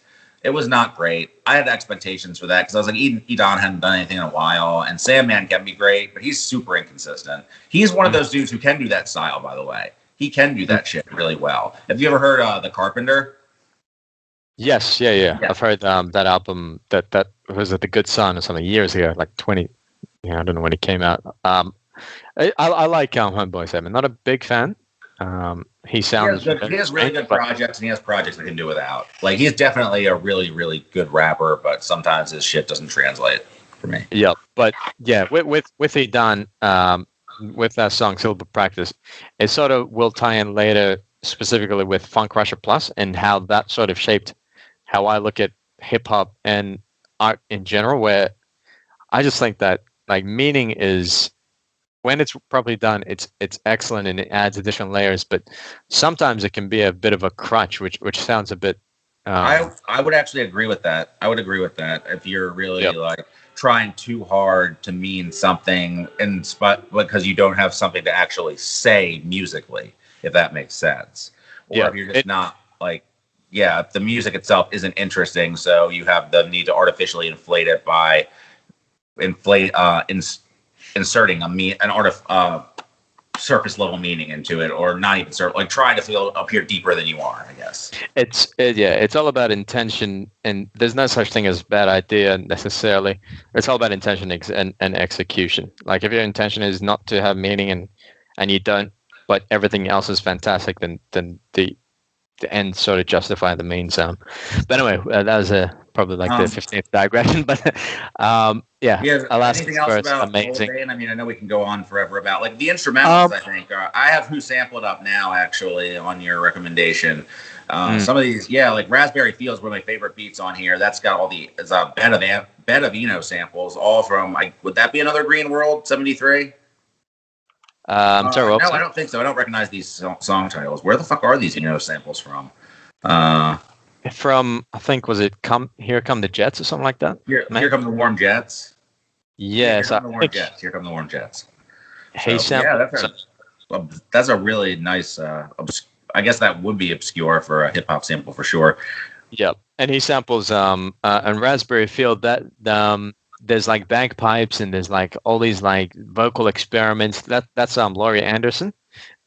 Amazing album. I don't know if you heard the song "Oh Superman" or "Sweaters." What's the name of the album? Incredible album. It's experimental art pop, and she does a lot of. I think she was David Bowie's wife. Big Science is the name of the album, 1982. It's one of the fun avant-garde albums, if that sort of makes sense. But he samples the song "Sweaters" where she's doing vocal experiments, and also there's bagpipes. With some people, that's probably the worst sound ever. But he uses that in Raspberry Fields, and it's just, and then he mixes that with Brian Eno heavy effect guitar samples from Here Come the Warm Jets. I think it's 2 Brian Eno samples, and one is an intro, one is an outro, and then he has these stuttering drums on top, and it's just incredible. And then there's like amazing interlude in the middle between Vastair and Vordal's verses. It's LP, man. He put his like he Oh put no, his and he also pulls out some. We do get a few hip hop samples on here. On Ridiculoid, he had Salt and Pepper actually. First debut Salt and Pepper album, and then a very famous Gangstar song on Real Earth. So, Ridiculoid actually does not sound hardly anything like a hip hop beat. So that's interesting that he really put such an old school hip hop sample on there and transformed it so much. I was thinking about how there are very few albums that sound hip hop albums that sound this metallic. Like there's some Dalek stuff that does, and there's one comparison that I'm not making this because it's something I'm going to say later in the podcast, but it's a fucking Young Jeezy mixtape called Trap or Die 2 that has a super fucking metallic sound to it. For like the production on that, I think would interest you even if the rapping wouldn't. But even you don't even like that sound, like that style of production, so I don't think you would really appreciate it. So I've warmed up to trap, but I think my cutoff for when I started enjoying trap music is probably like around 2015. Oh, yeah, 2013 really actually. Late, so yeah, trap before that sounds so cheap and so plastic and so Casio keyboard preset that I hate that sound so much. But that's a conversation for another time. But yeah, the way but just looking at some of these samples and then thinking about the songs they become, L just fucking did some work on this shit, man. He really transforms all of this into a really cohesive, incredible, just thematic. No other album truly sounds like this. It's like Octagon. It's like Deltron. Deltron in that way, even though I don't rate Deltron as highly as a lot of other people. I admit it sounds incredibly like nothing else sounds like it. It's nothing else will sound like it. The only album before this, released on September 11, 2001, is Brotherhood of the Bomb by Techno Animal, which was just released the year before this, which featured Vastair and LP, was it? Yeah, LP, Vastair, and Dialect, and Anti-Pop Consortium, and Sonic Sum, which is Rob Sonic, and Rubber Room. So that was released a year before this, but that was essentially, Kevin Martin, Justin Broderick, but they're two dub/electronic/ambient/industrial techno producers from London who took that influence and applied that to make their approach to hip hop. Now that sounds way more like that is very much like 100% industrial. I need to revisit that album because I love Techno Album's Re-Entry is actually one of my favorite albums of all time.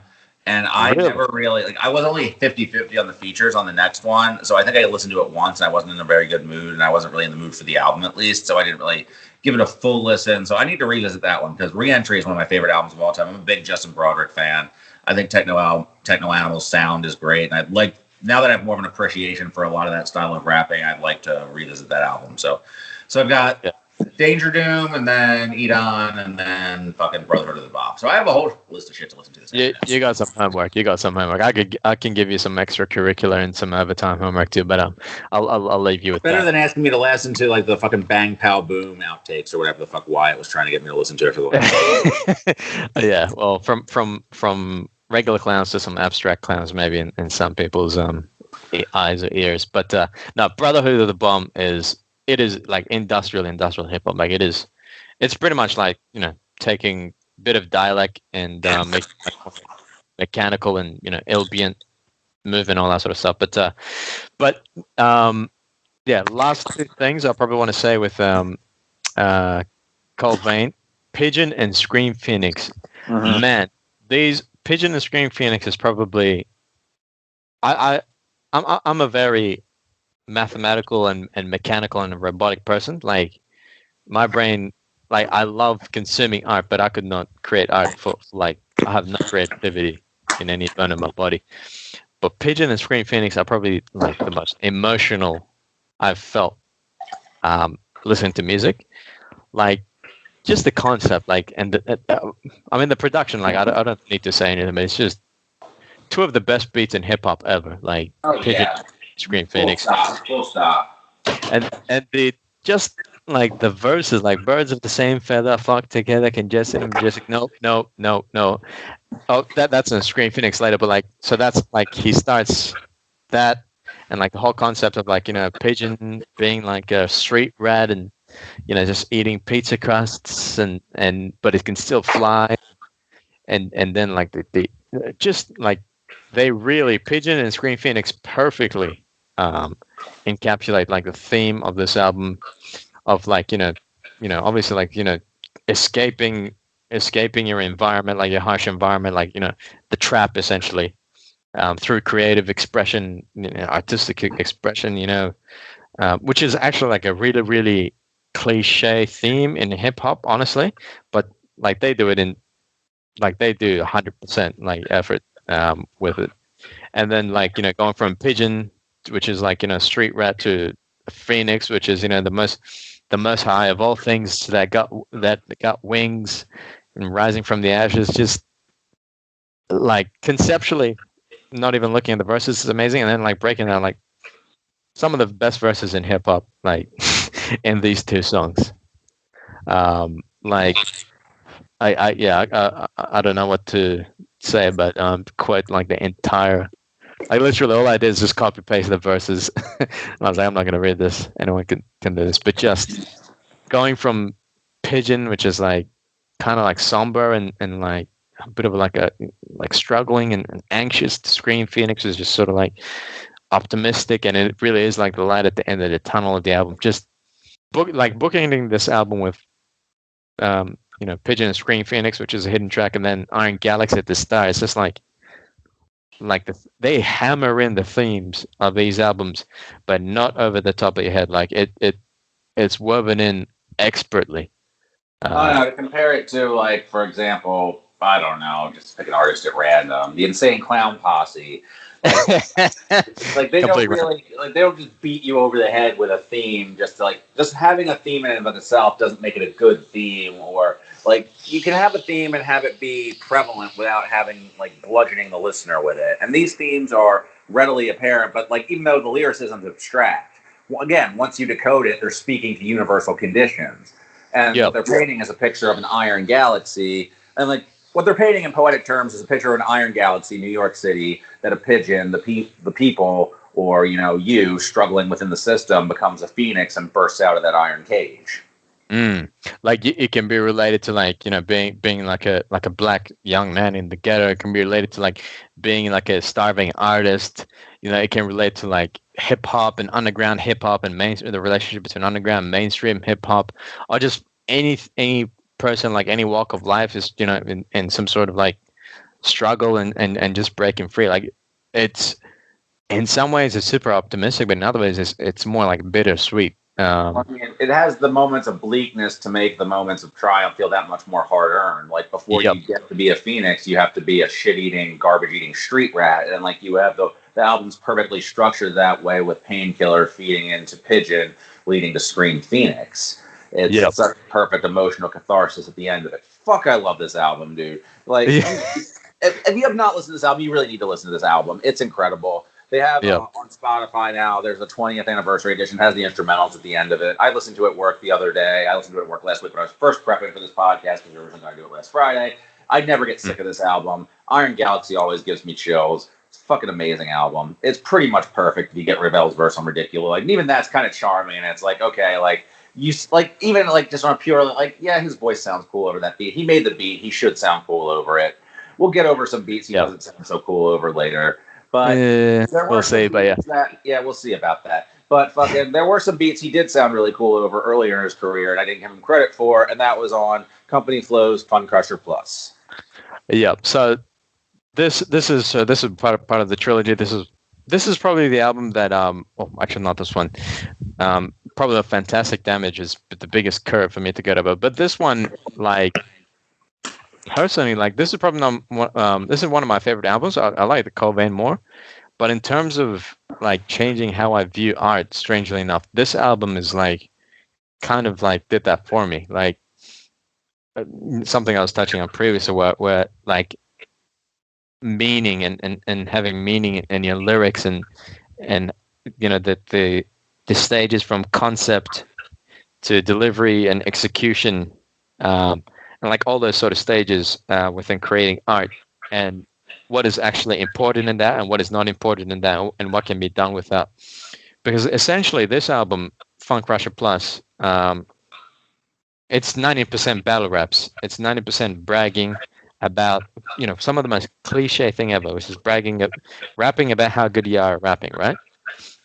Rapping about whack MCs and rapping about how tough you are. Super cliche conceptually, but all in the execution and all in the approach. Like to the point where it's like, who even cares what the topics are? Because the execution, in my opinion, is like fantastic. And it took me a while to understand like the title, like Funcrusher. Like I've been listening to this album for years. Only recently I was like, oh, Funcrusher, as in like they crush fun, as in like this is not fun. We take ourselves like kind of seriously, a bit tongue in cheek, but we're independent as fuck. We're confrontational. We're unfriendly. We're uninviting. We're frustrated. We're bitter with the mainstream. This was 97, so this was pretty much right at the start of the Jiggy Shiny Suit era. Like we crush fun, and this really, like, personally for me, changed. Like, meaning is kind of overrated. It's all about any concept can be executed as long as it's executed properly. Any concept can work. This is what this album meant to me. But yeah, so it was released in 97. I think recorded between 96 and 95 and 97. And this was released in like, this was a time in hip hop where like the rappy rap and sample based hip hop, like all the traditional hip hop that used to actually get airtime, was being pushed down sort of like to like the underground. And in the mainstream you had I'll controversial take, but I think Biggie's second album is one of the worst things that happened to hip hop. Life After Death. I hate that album. People consider it a classic. We'll get into that another time. I hate that album. But Puff Daddy. Yeah, we'll get into it. You can just drop that in the middle of your fucking field and start fucking like, okay, all right, fine. I'm gonna let you slide on that one. I'm gonna let you slide on that one just real quick, but okay, fine, continue. Yeah, but Puff Daddy is okay. Maybe not Biggie. Puff Daddy. I agree with you all day about Puff Daddy being like. I mean, I find Puffy entertaining now. I've come all the way around on him. I used to hate the shit out of him. I agree that he was a toxic influence in a lot of ways.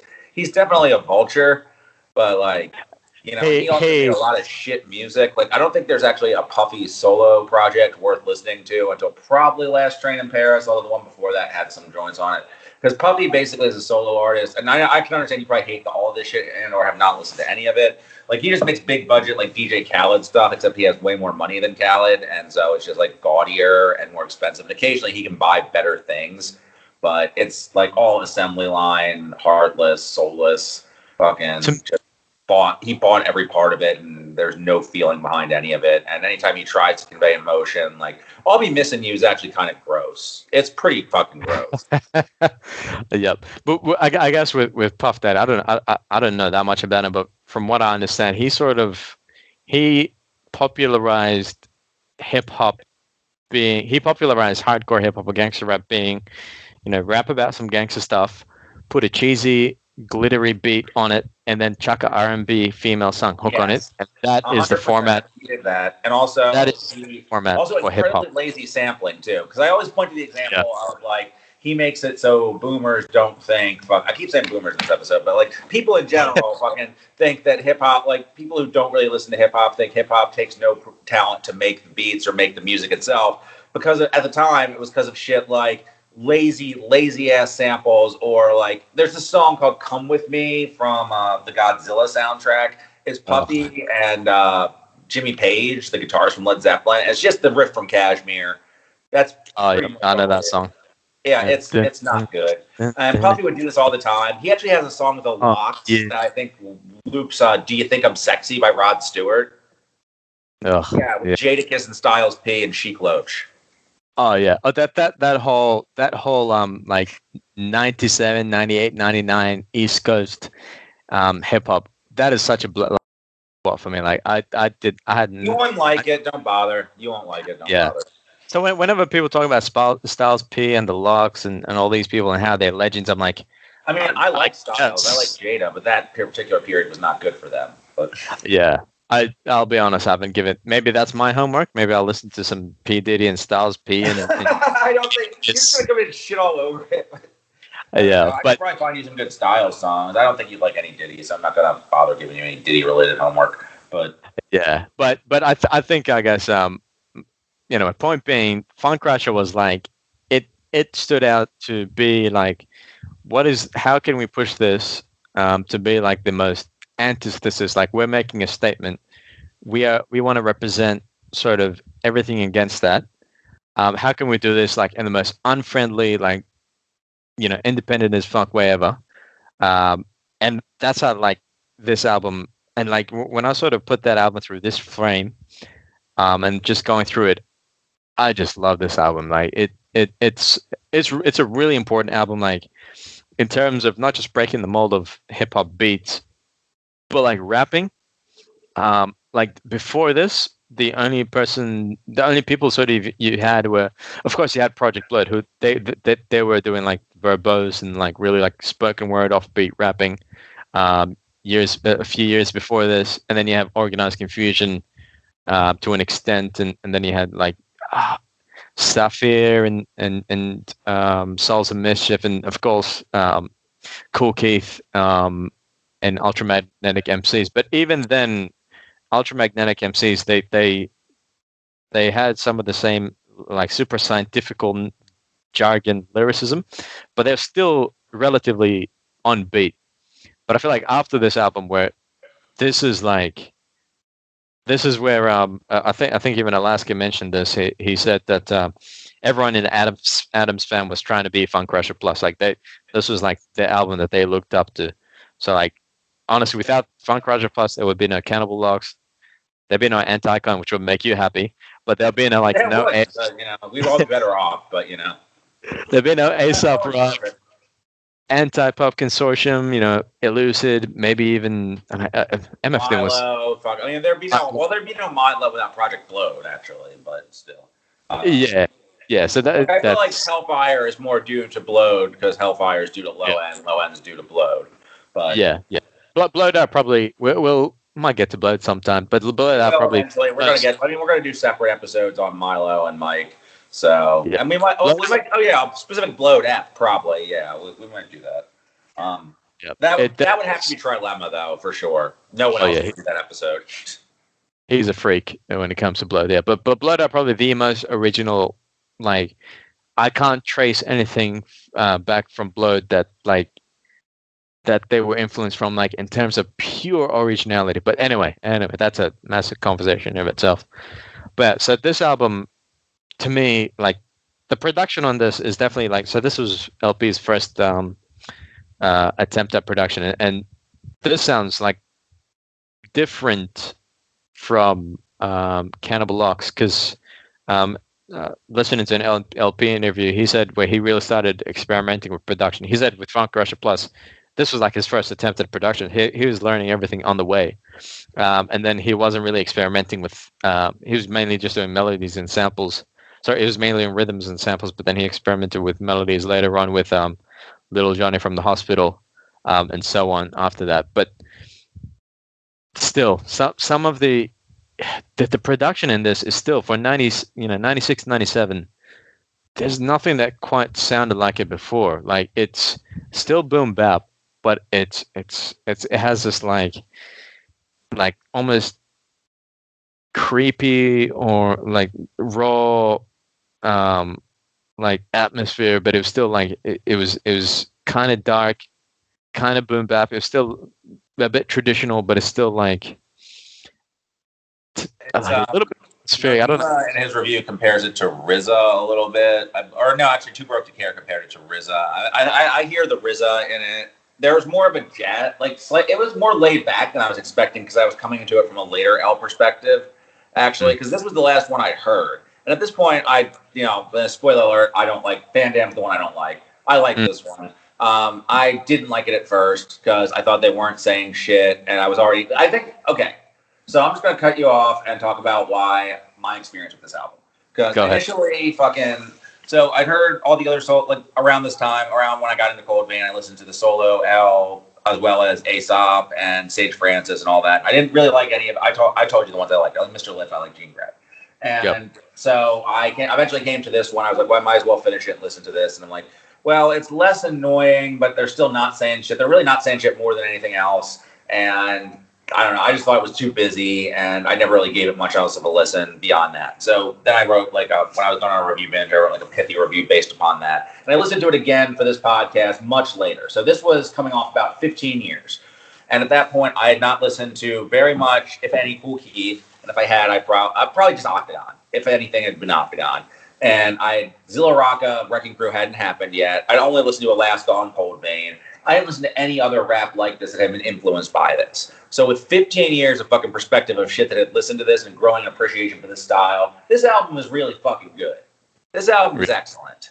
And even though I don't necessarily care for the style of rap that LP uses early in his career compared to later, I both appreciate and understand why he does it. He's really good at it. Basically, he's doing a Kool Keith variation.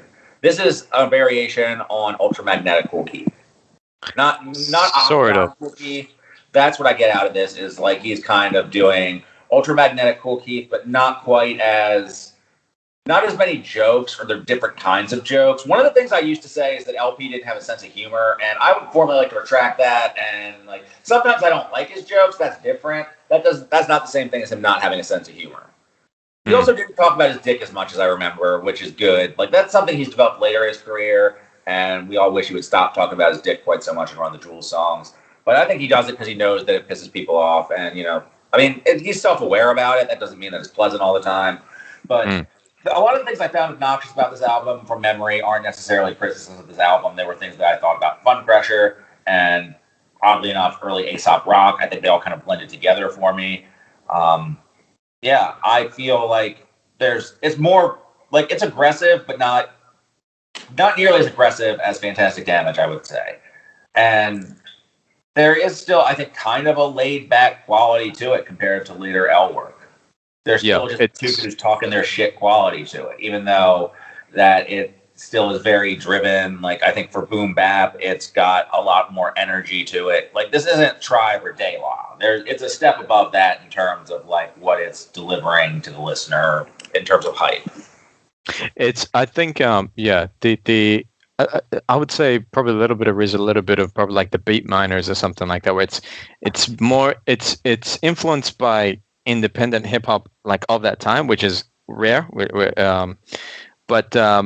Two things. One, honestly, the reason why I wanted to talk about this album, Fantastic Damage, is, and specifically with you, is that you love Arm & Hammer and Billy Woods and all that, and Elucid, probably even more than me, which is I always found it weird why you initially disliked these two albums, because to me, like, it is such a very clear lineage between these albums and those ones, which is why I always found that which is why I wanted to revisit these with you, honestly. And with the rapping on this album, Kool Keith is definitely, like, he is one of the early mold breakers of rapping. Probably also De La Soul too, but Kool Keith more in particular. The only thing with Ultramagnetic MCs, they're much more playful and lighthearted, especially on their first album. Later on, they got a bit darker. But what I think is the biggest influence on this album is freestyles, and especially like radio freestyles on like Stretch and Bobbito, definitely, which is Stretch and Bobbito, of course, was a New York radio show that was from 1990 until 1999, I believe. Funny enough, the first song they played is Ego Trippin' by Ultramagnetic MCs in 1990. But they, Stretch and Bobbito, they specialize in bringing in MCs, mainly from New York, but also from Oakland and the greater Cali.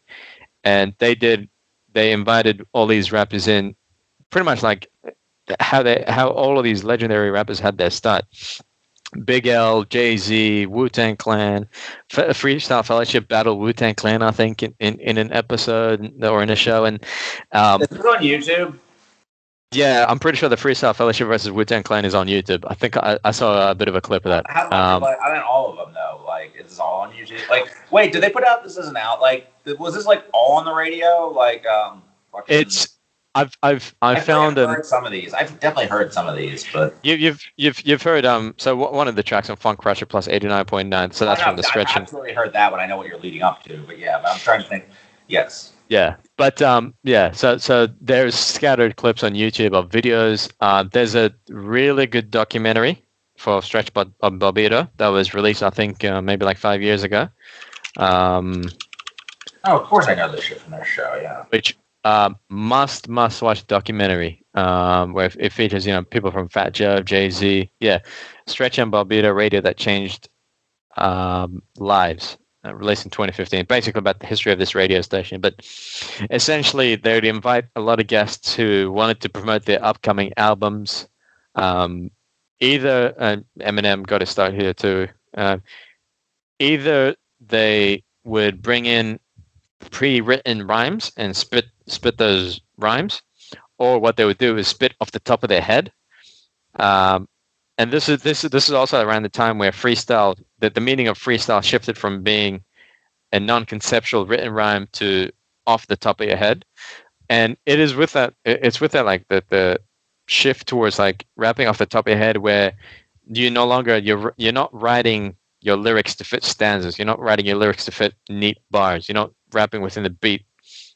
Your main concern is just coming off with ideas off the top of your head and pretty much just brags and insults, because it's a battle, it's a sport. And that is what I feel like is the basis of, like, that's what's in the DNA of Funcrusher Plus. That is the reason why they're rapping off beat. That's the reason why they're completely confrontational, and that is the reason why they only have one conceptual track and the rest of it is just bragging, and that's it. And bragging is overdone, but also kind of underrated in hip hop. But I just feel like this album, you can say that there's no concept really, but I don't care. I mean, there doesn't have to be a concept. No. We just talked about a concept album, but it was a concept album that worked. Like, if you didn't know the concept of the Cold Vein or whatever, you could still appreciate it. You can, absolutely appreciate it on several levels. And, there are concept albums that try so hard. I tried to explain this earlier, is that it can be a crutch. Or you said it. It can be a crutch. And there can be rappers who are half as talented at this as these two at rapping, who can come up with a big, deep Logic he has come up with big, deep concept albums that aren't a third as good as this. And he's the perfect example of somebody who can do this type of super lyrical miracle rap. He can do that, and do a concept album, and it's not going to be half as good as these dudes just rapping about how much better they are at rapping than you. Yeah, and this is where of course the start of LP's lyrics were how esoteric, but also purposefully not meaningless, but purposefully hard to digest or hard to decipher. Maybe supposed to be undecipherable. Some of the meanings are it's on purpose. That's the MO. When he says stuff like, check it, I inflict it, Quadro 950 lungs misty, called me Maximilian because I'm that crazy robot, teetering on the edge of outer space, spitting buckshots till black holes surround me. That's cool, Keith. Though that's cool, Keith. That's cool, Keith spitting technology. That is gibberish on Octagon. It is, yeah, and he's sort of taking it to where I think where Cool Keith, he did it as more of a. Well, that's the thing. Octagon was around the same time as this, so that's. No, he's not ripping it off, but I'm saying that's stylist. That's Cool Keith evolving himself from ultramagnetic. And so that's they're both in the same headspace right now, is what I'm saying. It is. So I'm not saying it's at all influenced by, but it's that's. I definitely parallel thought, I guess, and Keith was going there anyway from ultramagnetic, and. Yeah, Keith would do that with his style throughout his career too. It's he would do it on Sex Style and call it pornocore, and he was he would just take a genre of something or a different sort of class of words and just use it to talk about how he's better at rapping than somebody else and call it blank core. It was pornocore, It was robot core, it was feces core, it was hairdresser core, or whatever the fuck he wanted to call it at the time. So and it was all around the same era where it was sort of a knee-jerk kind of reaction to what was happening in the mainstream. Like, oh, the mainstream is as accessible and friendly as possible. Well, we're going to do the complete opposite. Well, I mean, I guess that's what Black Elvis was a parody of too. It's like, oh, you guys want like a nice shiny suit guy who wore the first shiny suit, Elvis. I'll be your Black Elvis. Yeah.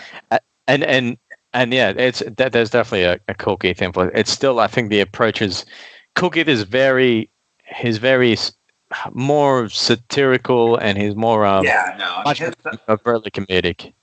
Yeah, and he's overtly childish in a way. He's overtly absurd, whereas L is like, L hides his humor a lot of times in like a superficially angry delivery. Like there are more jokes on this one than I thought the first time too, for sure. Like that, I said that already, but yeah, like there's more jokes than I thought because of the way he delivers them. For sure. Even when he says some stuff like, got manners like Bruce Banner when he's stressed. I'm sick of your corny beats and your crowd-involved hooks because I'm a thinker. Evil anus letting off stinkers. So right after he says something like, I'm a thinker, which is super pretentious, but then right after he follows it with evil anus letting off stinkers. Like, he's talking about farts. Like, I mean, I love like a self-awareness like a high-low sort of thing where it's like, it's something like like Thomas Pynchon, the writer, does all the time, where it's like he'll do like these he says the super intellectual novels with these super dumb puns, and like where it's like you do something intellectual but you balance it out by doing like a fart joke or whatever. So like I love that shit, and I was good at that. Like I mean, but it gets tired. Again, it gets tiresome. Like he'll do that throughout his career, like on Run the Jewels, when it's just another dick joke over and over. Like I think he got a little lazy with that specific aspect. Yeah, it's more clever. Like he actually put some more thought into it, which is great, especially when we consider like so many of these are freestyles. Like, and again, like we were talking about the Canox influence on Arm & Hammer. I think this is also an influence on Arm & Hammer, although I feel like Arm & Hammer's stuff is more. They're definitely written, whereas a lot of this is freestyled. I think Billy and Lucid write their shit. Like I've heard them talk about it on Pop Culture and stuff. So, but I want to say that delivery in terms of group chemistry, I see, and in terms of like what they. I feel like the sound of this is closer to an Arm & Hammer album than the sound of Cold Vein was. Yeah, that's true. That is true, yeah. What Fanon would do for them, or this type of stuff they choose, because Fanon's really their only consistent producer. Like otherwise, and aside from Lucid himself. But yeah, this is probably what sort of set the template of like the sonic template of like the underground. Like the underground is associated with being a bit more dark, a bit more standoffish in terms of the production. It's purposefully inaccessible in some ways. Like this is what hip hop. I think it says the independent representation of what hip hop can and should be, or something like that. LP mentions in one of his songs, and one of the other lines that I really love. I believe it's in one of the greatest hip hop songs of all time, "The Fire in Which You Burn," where LP says something like, "Even when I say nothing, it's a beautiful use of negative space." Like to me, like that really hit me when I listened to that line a long time ago. Where it's almost, I sort of took it as like, even when there's no necessarily like a substance to his lyrics, even though there was not necessarily a concept or like social issues or any of that sort of stuff, it's still a beautiful use of negative space, which is in negative space in art is when you have blank, but like a big blue sky or something. Yeah.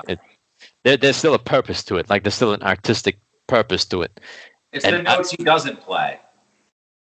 Yeah, kind of. Was that from The Simpsons? Was it? kinda, but not as probably more pretentious than that. But yeah. But I just want to touch real quick on The Fire in Which You Burn. This is one of my favorite songs of all time, and this, to me, this is probably the centerpiece of the album. Where, first of all, one of the best beats of all time. Like the drums are just like insanely hard.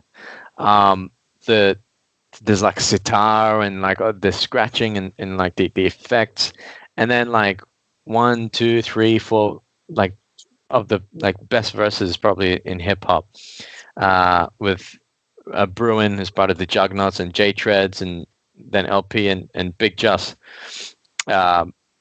where they were all part of like the indelible MCs where they were going to release like maybe like 2 or 3 singles. One of this is them, but they were all sort of like very like-minded, coming from the battle rap, coming from the freestyle scene, but they took it to like next level where they're not only filling their bars with insults, but like the insults and the references are like more deeper cuts, and like they intertwine some of the meanings between what they're saying. But at the end of the day, it's still just bragging. Like it's still a tried and true tradition of hip hop, just bragging. But it's all in the approach, and they approach it like it's really, really clever, but it's so funny. Like when you read into it, but it's also sometimes like it's like Bruin, where he says, "Stay pleasant to the ears, just think."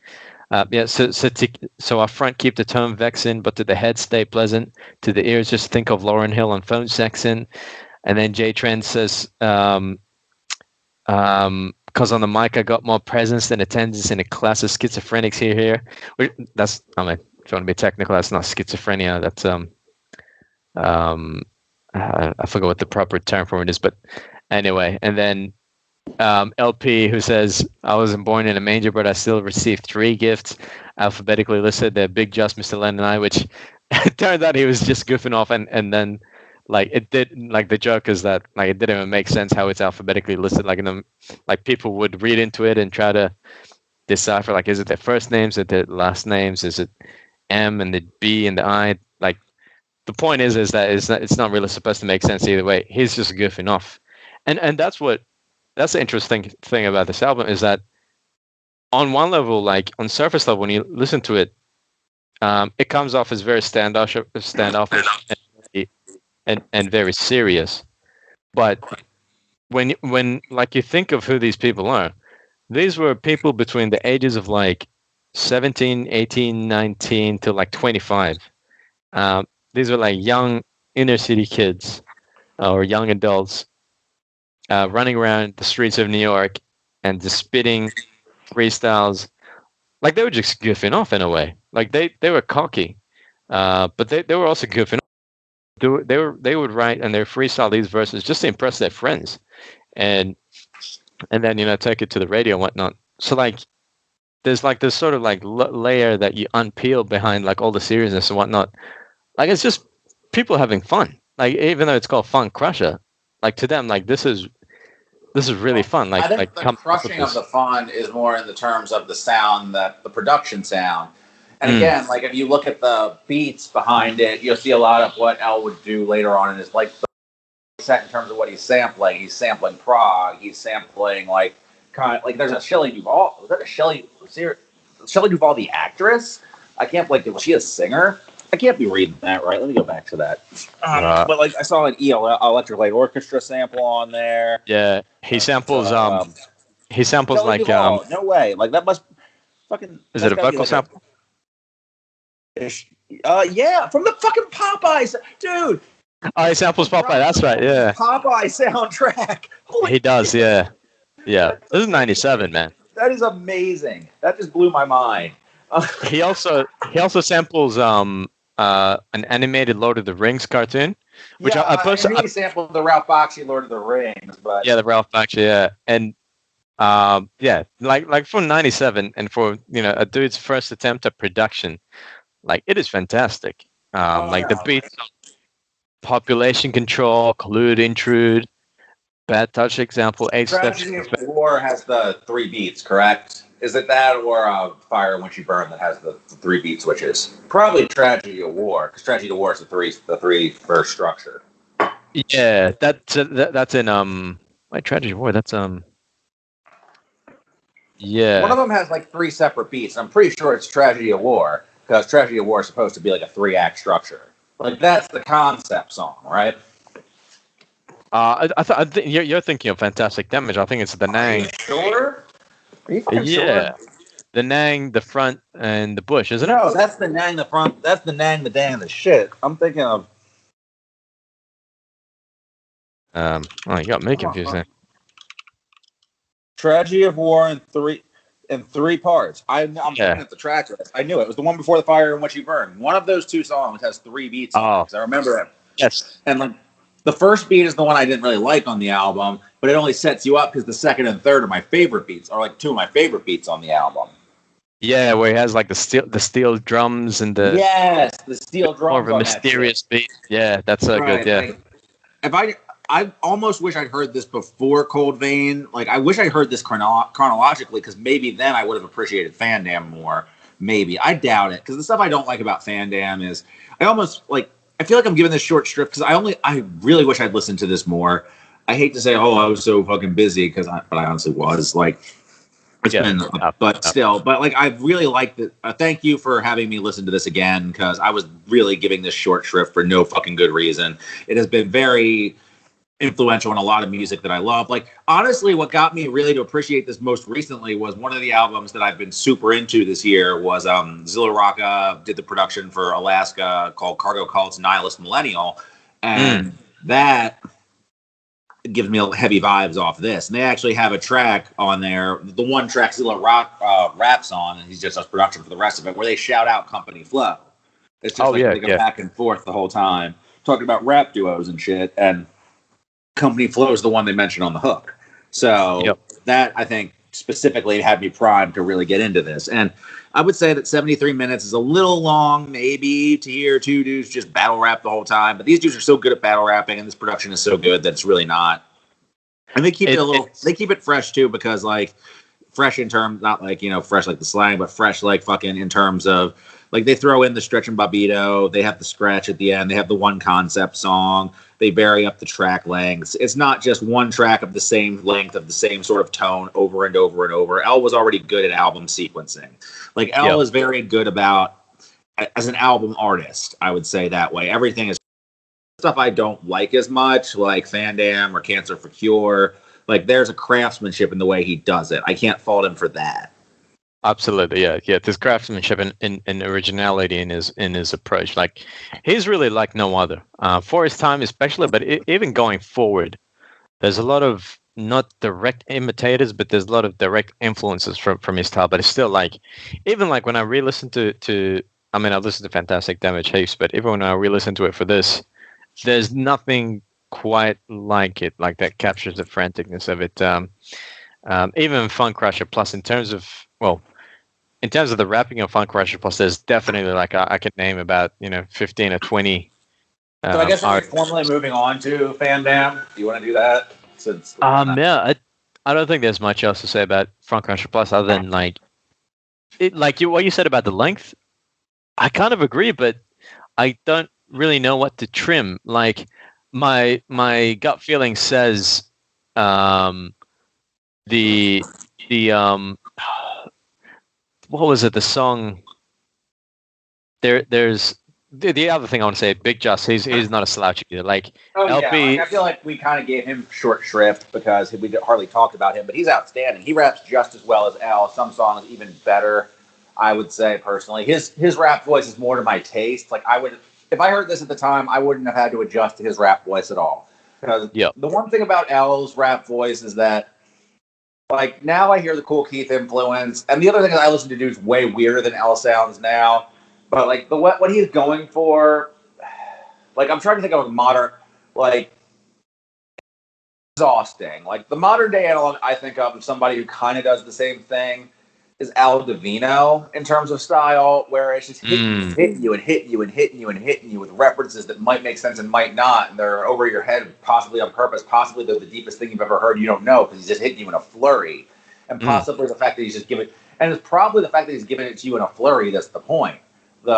It's just like power punch rap is how I like to think about it. You're treated like a speed bag, and sometimes it's exhilarating, and sometimes it's exhausting. And when I first heard all this shit, I was not nearly seasoned enough of a fucking listener to appreciate that, to even try. I was trying to catch all the words. That's not the way to listen to this shit. Yeah, and I was the exact same. Like just when I was talking before, 18 tracks, 77 minutes. Like, even I was thinking before, like, my gut feeling is to cut out probably the song Loon TNS, but that song is so crucial because I don't know if you remember that song, but that song it's a Big Just solo joint. The beat is decent. It has tons of scratching from Mr. Lin. Hey, leave the squirrel alone. Okay. I was afraid this was going to happen. I'm recording this in my new house, and I have a backyard, and I have squirrels, and my dog likes to attack them. So, yeah.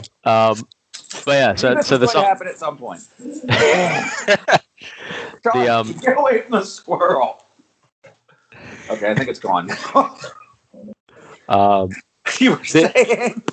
Sorry, like the song Loon TNS, which it's not my favorite song, but that song is so crucial to like overall album because it's a big Joss solo joint with a lot of scratching from Mr. Len, and the lyrics are 100% esoteric. Like he is rhyming off, he's barely rhyming, he's offbeat, and he's just basically giving his history of the New York graffiti scene. And like, if you don't know what he's talking about, he doesn't care. Like, even he says straight up, he finishes with saying straight up, for niggas who don't understand, obviously this wasn't made for you, so fuck. Like, it plays into the overall like unfriendly, inaccessible nature of the lyrics. Like, he's trying to be esoteric on purpose, and even that song, like, it's still, I can't skip it. Like, there's nothing I can really skip on this. I mean, I would not skip that at all. I actually want to revisit that because I don't remember getting that out of the song at all. Clearly, it wasn't for me. Like, yeah. Like, esoteric for a purpose. So, like, literally, he names maybe like 70 people. Only name I recognize is Fab Five Freddy. Everyone else is like a graffiti artist from New York who probably is never documented anywhere else. Maybe in like obscure documentaries or art exhibits or something. But like, he doesn't. It's purposefully esoteric in kind of a great way. But yeah, that's pretty much all I have to say. For me, this album is not flawless, but in a way perfect. Like, it's a very, very important album. Like, it definitely, the influence of it is heavily felt, but it's not necessarily always sung. The influence and the appreciation of it is more so told from artists, other rappers, not so much hip hop bands or publications necessarily. Like, you will find this album on list of greatest underground albums, greatest experimental abstract albums, but not necessarily on greatest hip hop albums of all time, which, you know, is debatable, but definitely should be on the most influential. I don't know if it would be in my top 100. Like, I mean, it's definitely the most influential for sure. Probably wouldn't be in my top 100. I'm really glad you had me revisit it. I will revisit it more in the future. But one album I'm not glad you had me I'll set one back halfway. An album that I'm a little more appreciative of is Fantastic Damage by LP. But I have to say this album still doesn't do it for me very, very much. I still have a lot of the same problems I had with it way back when I just started listening to this sort of shit. I feel like this was just... Okay, first of all, instrumentally, it's great. Instrumentally, L is fucking awesome still. I hate there's not an instrumental version of the Company Flow album, by the way. That really pisses me off. I think there's a lot of sample clearance issues, a lot of label issues. I can see that. Yeah, you can't it's get that. It's not on streaming sites. Robert Altman's estate wouldn't clear the Popeye sample. They're trying to bury that whole fucking thing as badly as possible. Yeah, yep. And I think LP, I get the feeling watching interviews and like even just his feature list on later albums, especially like on the Run the Jewels, like you know that this guy, you know, LP, he can get A$AP Rock, he can get Big Just, he can get Vast Air and all that, but you never see any of those Def Jux cats. You never see any of those Raucous cats on any Run the Jewels albums. And they wouldn't really fit though.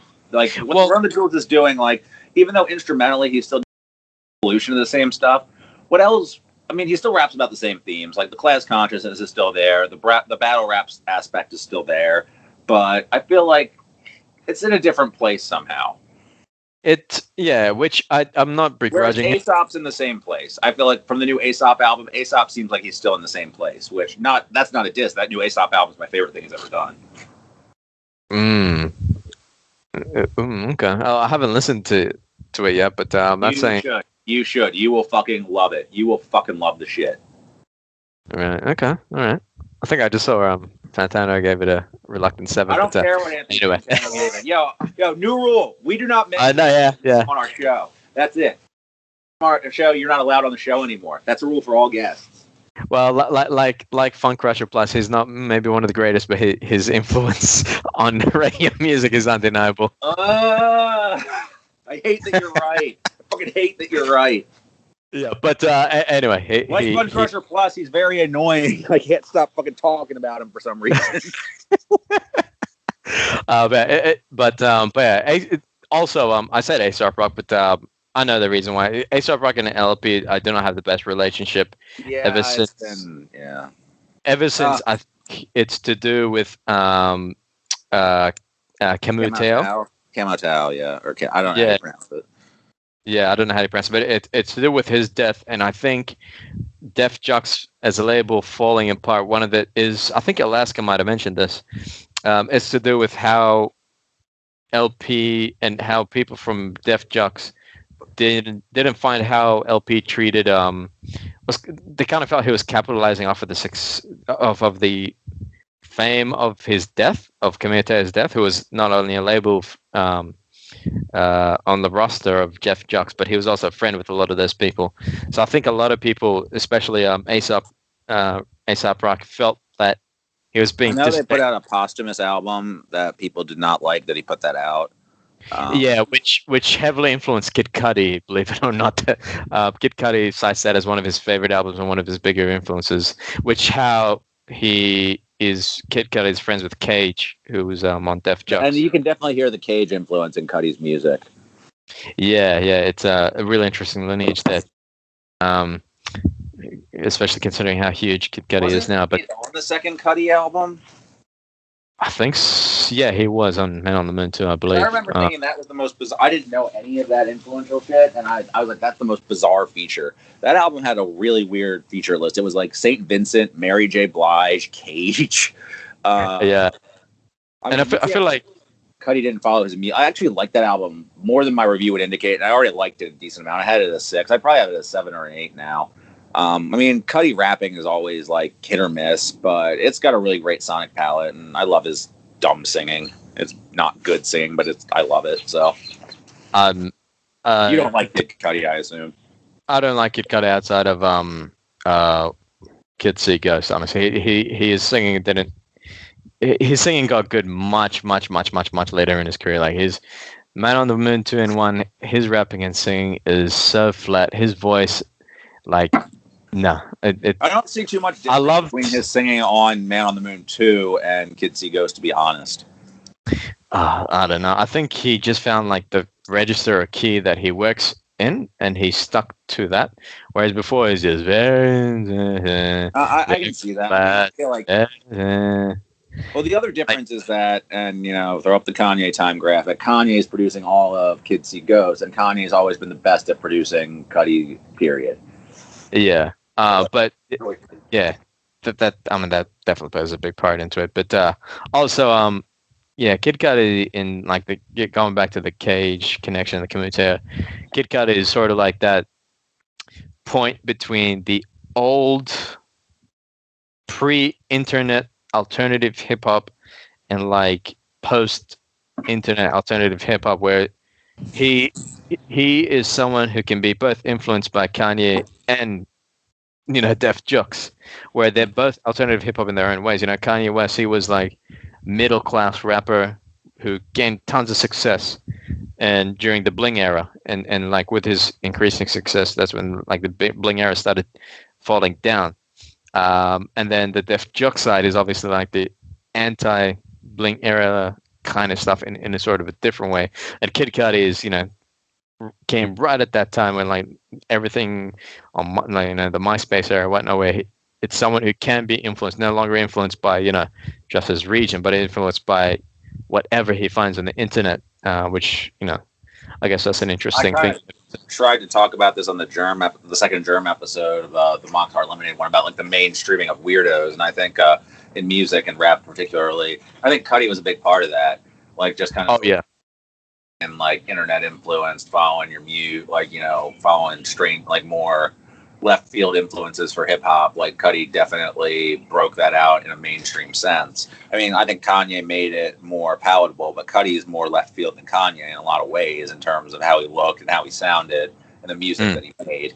And considering that hip hop, whether you like his music or don't, I don't like a lot of his music. Yeah, and you can attribute a lot of Kid Cudi to specifically 808 and Heartbreaks, like as a he wrote a lot of that album apparently, or he contributed, like collaborated on a lot of it. I mean, he's credited on half the songs, I believe. Yeah, true. Kanye has always had a strange. He's not exactly the most credible about his production credits. So symbiotic / parasitic relationship with, like, he's influenced by people and he influences people, and then he signs those people, and those people get they go nuts. And anyway, that's Kanye discretion. Yeah, going from Fantastic Damage to Kanye. We always find some way to get fucking Kanye on this show. Yeah. Every single time. But yeah, Fantastic Damage. Again, instrumentally, I appreciate it even more now than I did then. And even then, I appreciated it for a lot. I need to bring up the two samples on this one too to see where else coming from. But lyrically, man, his delivery is just. I find this to be the most obnoxious LP delivery on record. Songs like this, I will say that Deep Space 9mm is a classic. I really like that. And the first track is better than I remember it. After that, it just kind of loses me with intermittently hot lines. The Raucous diss is one of the coldest disses in history. And it would turn out to be correct when you find out where Raucous's money came from. Yep. The rapping on this is probably the one of the biggest curves that I had to get through in listening to music. But honestly, I think it's probably essential. Like the approach to his rapping and the instrumentals ties in with like the overall themes of this album. Like I think he couldn't have done it any other way.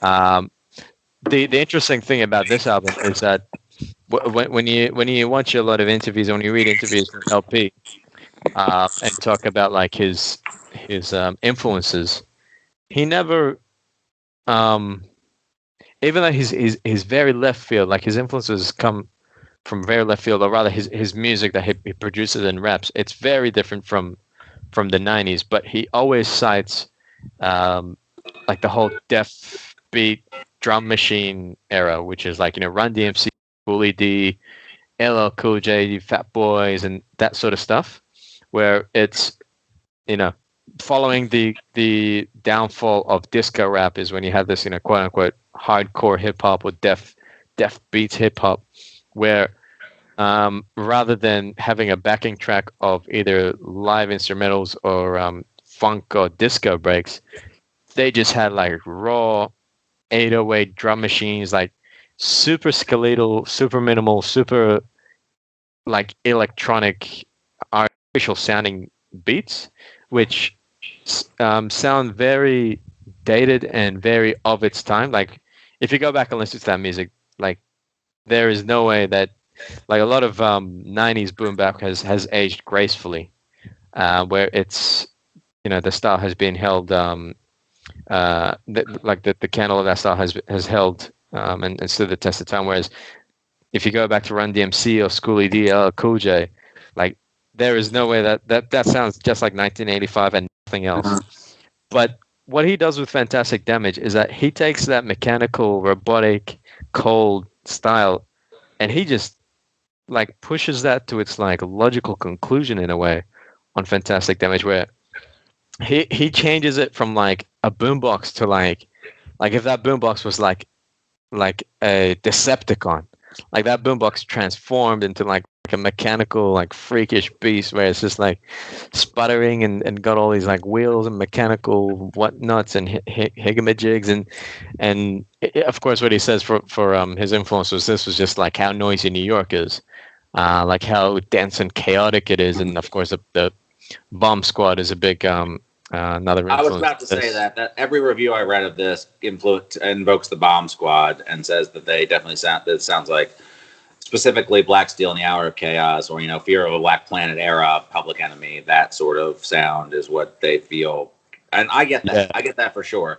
I feel like the noisiness is the best and worst aspect of it. It's the best aspect instrumentally. It's the worst aspect in terms of the lyricism and the rapping, because I feel that L's actual points and words get lost in the noise, and maybe that's the point, that you have to listen through the dissonance to hear what he's saying.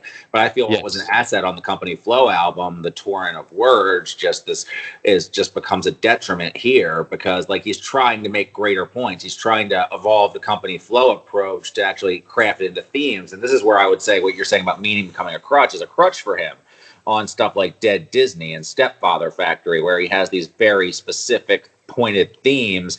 And I think for all of his thesaurus term paper ass raps, he fails to articulate them. He fails to engage me, and I get exhausted. I just want to hear the beats. In terms of fails to engage you, I get. In terms of fails to articulate, I can't say I agree, because what he's saying is one thing, but with how he's saying it, like, there's tons of themes of, like, it's supposed to be dystopian, like almost post-apocalyptic. The interesting thing about this album is that, it's released in 2002, so it's sort of like post 9/11, pre-Iraq invasion. Yeah. But the funny thing is, only one song was written after 9/11. Everything else was before, which is really interesting. Here, by the way, even though I feel like it sounds like post. Well, what really it does sound like, though, honestly, now that you mention that, it sounds like he talks about the noisiness of New York. It sounds like New York at the turn of the century. Like, yes. You can read into it the narrative post 9/11. It's called Fantastic Damage. The title track directly relates to 9/11 and New York post 9/11, and that makes it so you're reading the album through that lens. But I think that what it really does sound like is the busyness of Y2K era New York. Yep. The funny thing, it's not even the title track. I think it was accidents that. That's not accidents. Yeah, accidents that happen. Apparently, according to Rap Genius, I don't know how accurate that is. I think they might have cited an interview, but accidents that happen apparently which is my favorite song, strangely enough. That I always assumed it was Fantastic Damage because of the lines like, kids are patriotic, robotic, operate catapults, and goose step over innocence, vagrant of Reaganomics phasing. Like, I didn't look at the annotations, but I kind of read into that. It's like, okay, this is like the build up to the Iraq War and all that. It's so funny because I was literally thinking the same thing. But yeah, apparently it wasn't. Apparently this was written before all of that, but somehow, like, he perfectly painted the picture. It's almost like he planned the Iraq War in 9/11 or something, because he perfectly paints a picture, like, with this album, with the franticness of the beats, but also the franticness of the lyrics, and also the franticness of how the vocals are edited. Like, it's such a perfect, like, encapsulation of the era, and yet apparently, I guess we'd have to confirm from the man himself, but apparently it wasn't. Apparently this was all written pre 9/11, so pre-Iraq invasion now. But I mean, there was still a bunch of messed up stuff happening in the world. More pre 9/11, leading up to it, of course. Oh no, like everything, like, there's no. It all gets viewed with rosy lenses, but like the whole, just. I don't want to go into too much detail about it because I'm just going to come across stupid and uneducated, even though I lived through it. I was still pretty young at the time, but the Clinton years were pretty fucking horrible in their own way. You don't have the Bush years without the Clinton years. And, like, Obviously 9/11 did not happen in a vacuum. 9/11 didn't happen out of nowhere, much like Trump didn't happen out of nowhere. There's a build to these sorts of things. And this is kind of like the sound of the noisy build up to a catastrophe, and then also the catastrophe afterwards, the Iraq War, and also possibly the desolate post-apocalypse after that. Like, the sounds of this album encapsulate a lot of that, but I get most of that instrumentally. I understand what he's going for lyrically, and it either sails over my head or just goes in one ear or out the other. Part of that's my inattentiveness as a listener. And I would say this: when I initially heard it, I neither appreciated it or admired it. And now it's something I admire without necessarily enjoying on a lyrical level. I can at least admire it. I definitely appreciate a lot more of where L's coming from as a rapper on a technical level, knowing the Cool Keith stuff, having context for it, and, reading the lyrics. The lyrics, this is one of the rare albums I would say the lyrics read better than they sound.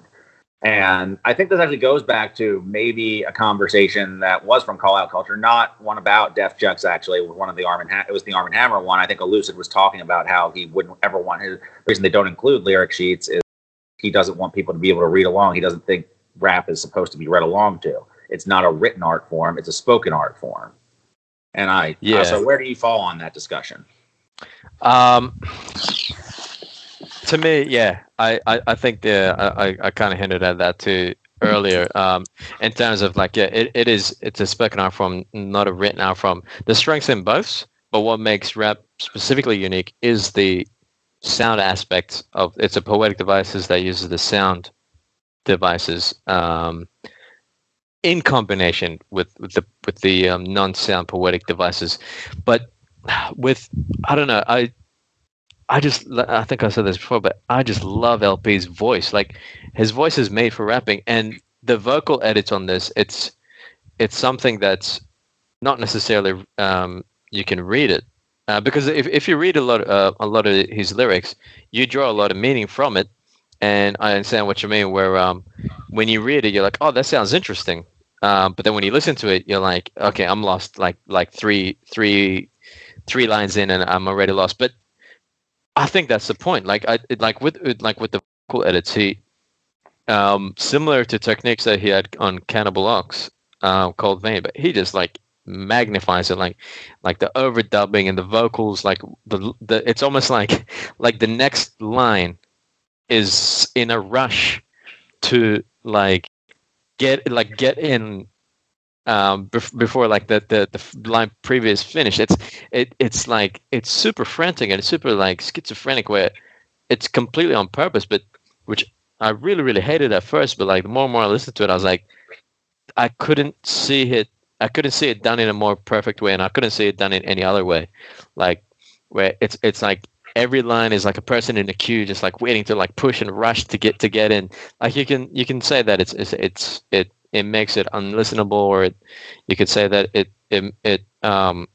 it sounds like maybe like trying to forcing it too hard. But I think it's a complete. I don't think it's a fault. I think it's a complete stylistic choice that is incredibly unique to this album. Like Colvin did a little bit, but that went for a more somber mood, whereas this one is going for a completely like off, like Well, I think Cold Vein is trying to be more evocative of New York specifically. And while this is definitely a New York album, I feel like he's trying to talk about a lot more than New York. I think he's trying to talk about America as a whole, or like his whole life experience through like the lens of New York. And like New York is what he grew up at, where he lived. So that's going to influence the soundscapes. But what he's saying, he's trying to cram in a lot more than just New York. So it's like Cold Vein blown up on a larger scale. And it's just overwhelming to me ultimately, but I can appreciate what it's going for. And I'm just trying to think about production wise. Again, I could say a lot, like it's harder for me to talk about the lyrics and the production, because production, I'm just thinking about him in terms of like other rap, like famous rap producers that use a lot of prog samples. Like the other ones that come to mind are like Madlib, Ono, and Alchemist. And he uses them in a totally different way, because they take the prog samples and kind of use them in a more traditional sort of way. Like they just form them into their own standard like hip hop song template, whereas L will just completely distort them and blow them up into something that doesn't hardly even sounds like hip hop. Exactly, but to me that's what's unique about it, and that's like to me that's the best way to capture exactly what it's going for. And Cold Vein is more socio-conscious, whereas Fantastic Damage it's a bit more political, but also not always direct. Like he makes references to Reaganomics and military and war definitely throughout, but it's also like almost like paranoia is, I think, is the biggest thing. Like it's lots of references to Blade Runner, Philip K. Dick, and Orwell, and who watches the Watchmen, and consumerism and the powers that be, and distrusting the government, sort of raging against the machine and all that sort of stuff.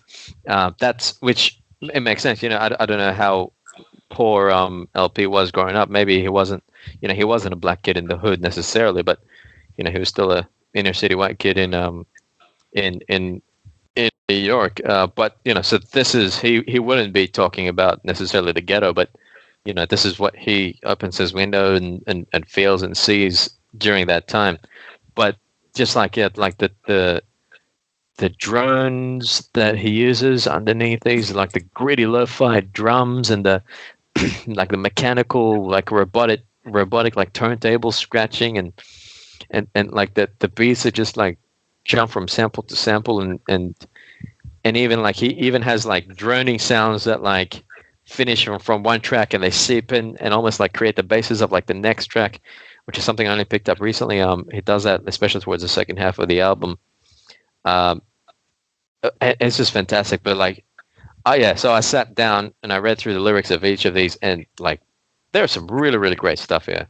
Like when you read it, probably one of the few songs there where he has like a flow, like where he's sticking to the specific rhythm and rhyme scheme. Like I think it's probably like Squeegee Man Shooting, which I think the concept is about how like he was in the car with his dad and the Squeegee Man was cleaning his dad's car windshield, like got shot by the cop, and then like he's painting a picture of that, and then he transitions into like hip hop in 1985, and he's talking about trains and graffiti, but he's using like and it was fourth grade. I got a high top plaid sporting the black and red Jordan bootleg craze, and when the big kids zeroed in, I'd win. So I haven't let my mom buy me a bootleg since, because it was like he is using flows every now and then,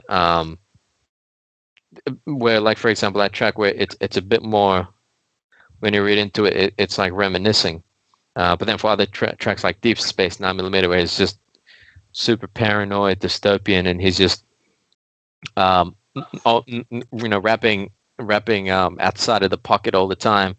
Sometimes his bars are like a few syllables, sometimes he's like high level syllables that like cross over into the next bar line, and like I don't know, it to me like it couldn't have been done any other way.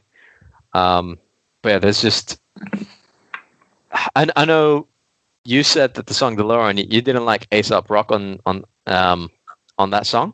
No, I don't like that song at all. I feel like the guitars on it are it's a very rare LP rock crossover miss for me. I find it to be a rock crossover. It sounds like a rock crossover to me.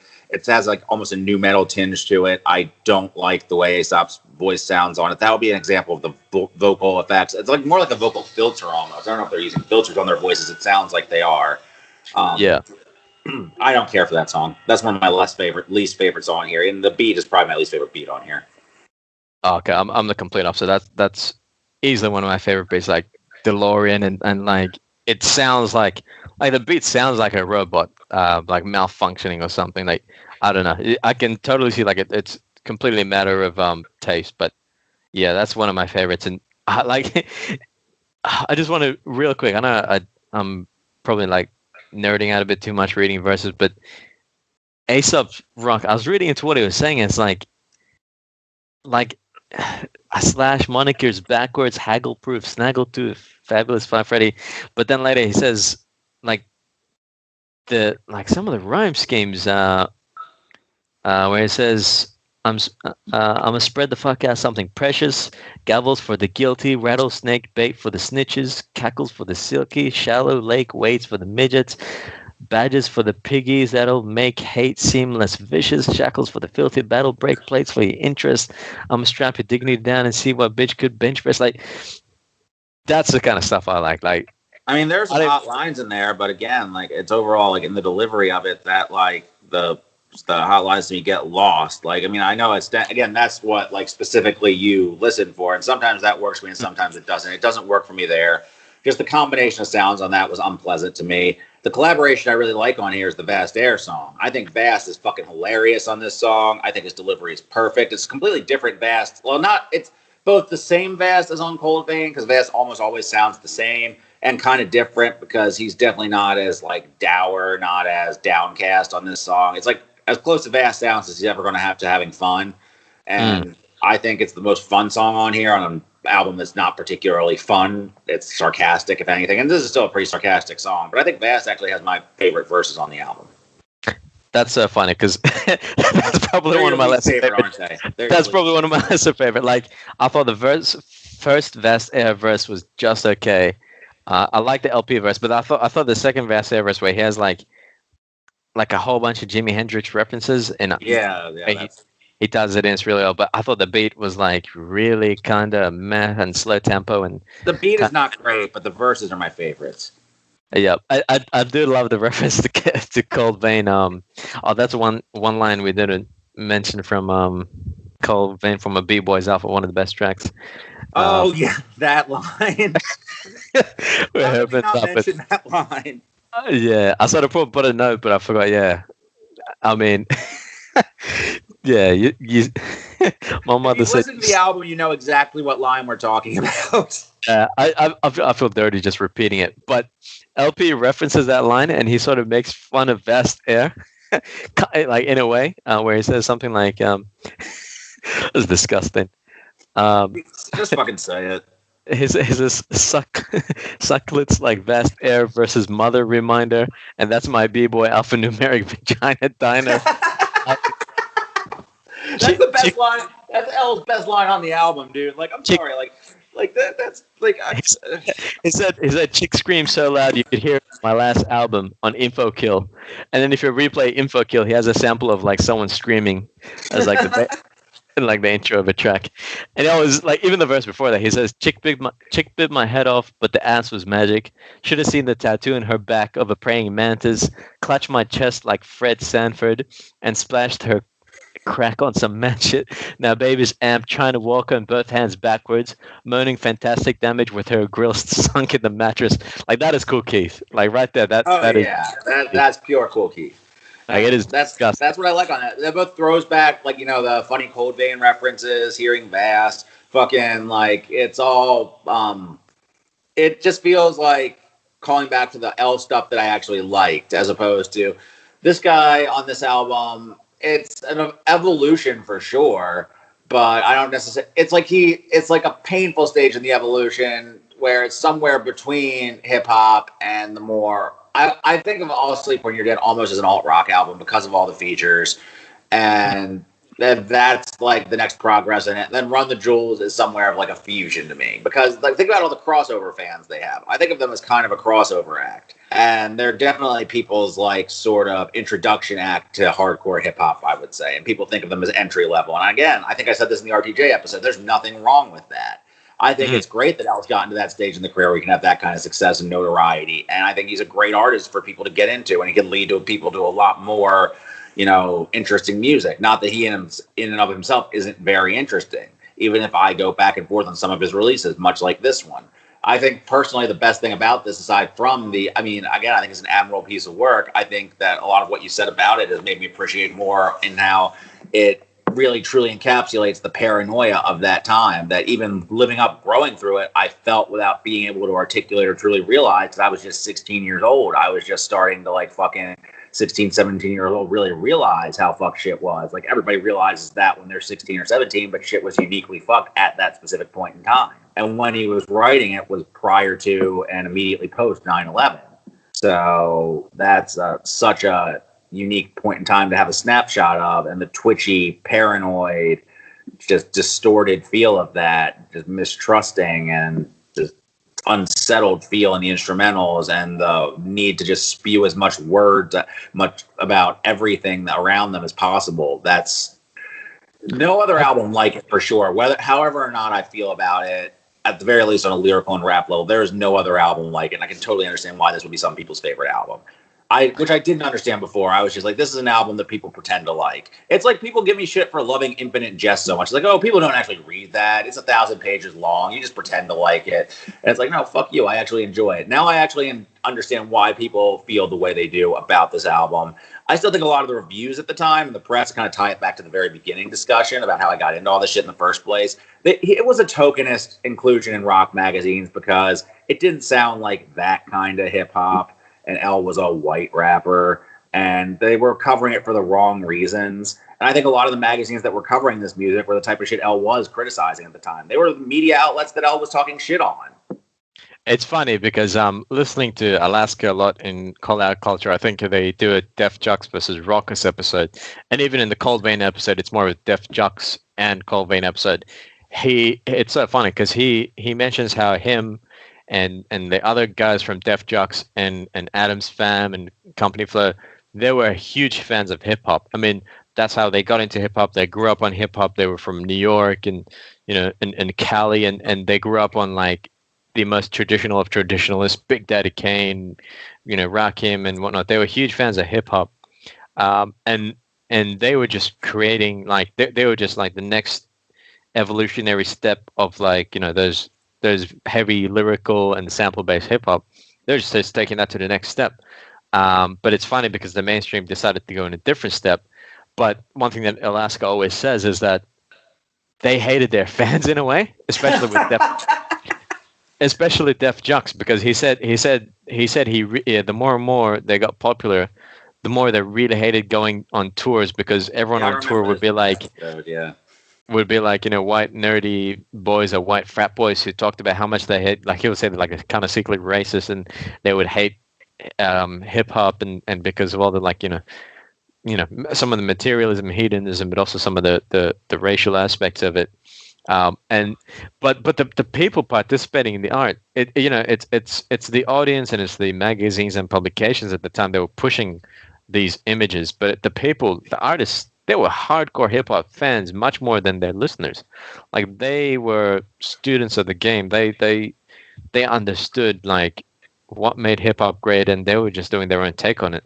It's just they created the art, but it was and that's what I always talk about, the separation of the art from the artist and the art from the audience is that like what you said with Infinite Jest, like anyone who says something like, oh, you're just pretending to like it, that's someone who's kind of in my opinion, someone who's insecure and also someone who's lazy and not willing to like put forth effort trying to digest stuff. They just want an easy way to throw things out without having to put effort into understanding. But yeah, to me, like I came from a fan of traditional hip hop, and I transitioned into loving experimental hip hop. But it's because I did sort of see the evolutionary and natural evolutionary lines that you can draw between those two worlds. And it's not even really two separate worlds. It's more of a logical, natural through line. Real quick, have you seen the movie Uncut Gems? No, I have not yet. And Optimal's going to fucking yell at me, but I have not yet seen Uncut Gems. I will soon. Just got a nice new 50-inch TV. I plan on seeing it very soon, possibly this weekend.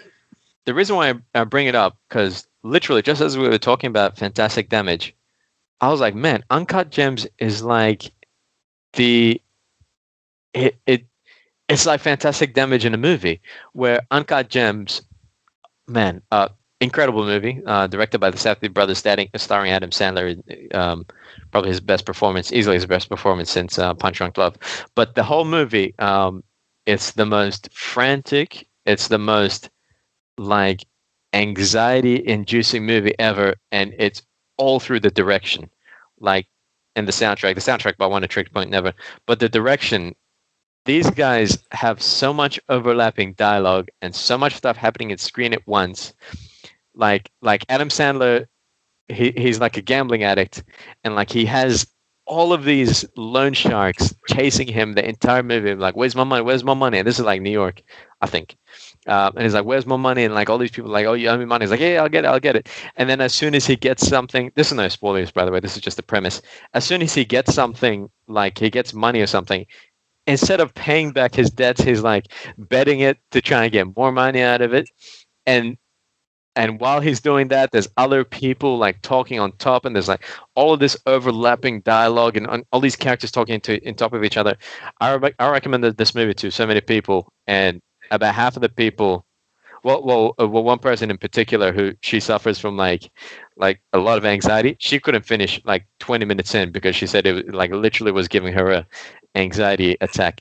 And I was just thinking of this movie, like when talking about Fantastic Damage, I was like, it's the same thing. Like he's doing the overlapping dialogue too, but he's like overlapping the bars, and it serves the same purpose. Where the whole time, like, it's creating this anxious mood. You're like clutching at your chest, and your heart is racing, and you might not necessarily get the same out of the music, as much as a movie, because movie is more of a visual medium, and it has a clear narrative. But I kind of do get the same feeling from listening to Fantastic Damage and watching Uncut Gems. And it is sort of trigger when I was talking about the lyrics and how similar how the dialogue overlaps, and to like really create that like fourth dimension of of feeling, I guess, that you get from music and from art in general. Anyway, watch that movie. Yeah, really good movie. My co-host would definitely appreciate that comp, as he would say, since I know he's been recommending that movie for me to since it came out, and I think that movie is probably predicting his future if he continues gambling the way he does. But anyway, yeah. So I guess just in the interest of time to wrap up the episode, I always like to wrap up with a question. What would you say is the best of the three, and where would you start as a new listener of the three? It can be the same one, obviously. So, I'd say Cold Vein for both, because Cold Vein, it's the most accessible, definitely. It's the most grounded, and it's also the cleanest. But it's it's still mechanical, still dirty, but it's also the most cleanest in terms of like, it's really, it's like De La Soul. It's like really creative, but really neat, like really neatly put together. You got the tracks at the start that get you, the tracks at the end that get you, the themes throughout is like done really perfectly. But my personal favorite, just because it's so important to me, is probably Funcrusher Plus. Fantastic Damage, as much as I love it, there's one track, honestly, that prevents me from like completely giving this album like a perfect rating. I really hate Dead Disney. Oh my god, that hook. Dead Disney sucks, man. And it's like Dead Disney. What was he thinking? God, it's a good, like, the lyrics are decent, beat is alright, but it takes a lot for me to not fully co-sign a song shitting on Disney, but fucking, yeah, that song is just a goddamn migraine. Probably the worst song, definitely the worst song on the album. Yeah, so in terms of just in terms of consistency in the album, that's why I'll still. Fantastic Damage is all these three albums are extremely unique. Fantastic Damage is probably the most unique out of the three. But yeah, I would say Cold Vein is definitely the starting point. Like if I was to recommend an entry point to LP, I would definitely go Cold Vein. It's most accessible without any insult. What about yourself? I would agree, as my clock interrupts the podcast yet again, as it tends to do when I record inside. I would agree with all that. Cold Vein is my pick for everything. It's the best of them. It's my favorite. It's the most accessible. I think it's the best in its aims. I think it would be the best at hooking a new listener. I think that maybe if you're purely a solely bars, son, hip hop fan, maybe Funcrusher, even though I feel like L's approach might be a little off-putting, but if I think maybe Vast's approach might be a little more off-putting than L's if you're just into it for somebody rapping hard for the sake of rapping. I think Funcrusher, if you've never heard, if somehow you're that type of hip-hop fan and you've never heard of this shit before, which I think is highly unlikely in 2020, but that hypothetical fan might gravitate more. And then Cold Vein might be a little bit of a second step for them. But that's a really out there hypothetical. Cold Vein's definitely, if you haven't heard Cold Vein, you fucking stop. You wasted your time by listening to this podcast as opposed to stopping what you were doing and listening to Cold Vein the first time we mentioned it. At the very least, Iron Galaxy, which is probably one of the 10 best songs ever made, any genre, any time period. But for the interest of time, I think we're going to wrap it up. It was great having you on, Sphinx. We're definitely going to have you on again. You can yell at me about Anaconda next time. This was not nearly as combative of an episode as we might have promised people. We actually agreed a lot more about shit. But, there will be more fighting in the future. Yep. For sure. Yep. I am very much looking forward to fighting. But yeah, I guess, thanks, Ace, for having me. I probably rambled as much or even more so than LP on Fantastic Damage and how I was jumping from thought to thought. But very great talking to a very person like yourself who looks very deeply into art and hip hop in particular, because I have none of my other friends would be able to listen to 1 minute of me talking about this. Oh, I can say the same for myself. That was very kind of you to say, and you definitely didn't give me nearly as much of a headache as LP on Fantastic Damage.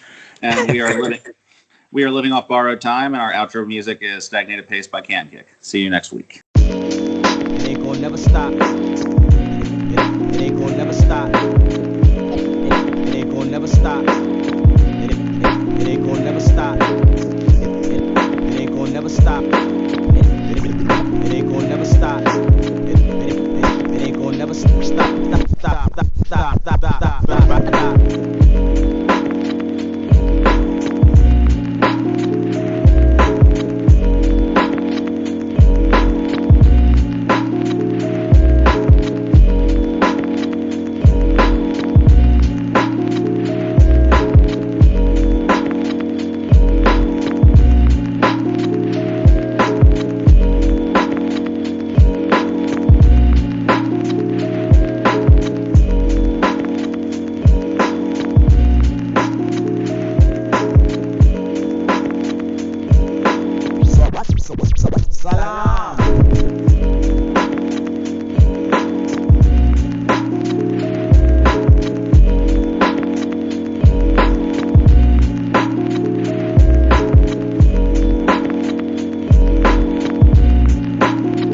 Time will tell. Time is yet to be conquered by man. But when the time is right, perhaps the greatest revelation of all time will dawn upon us.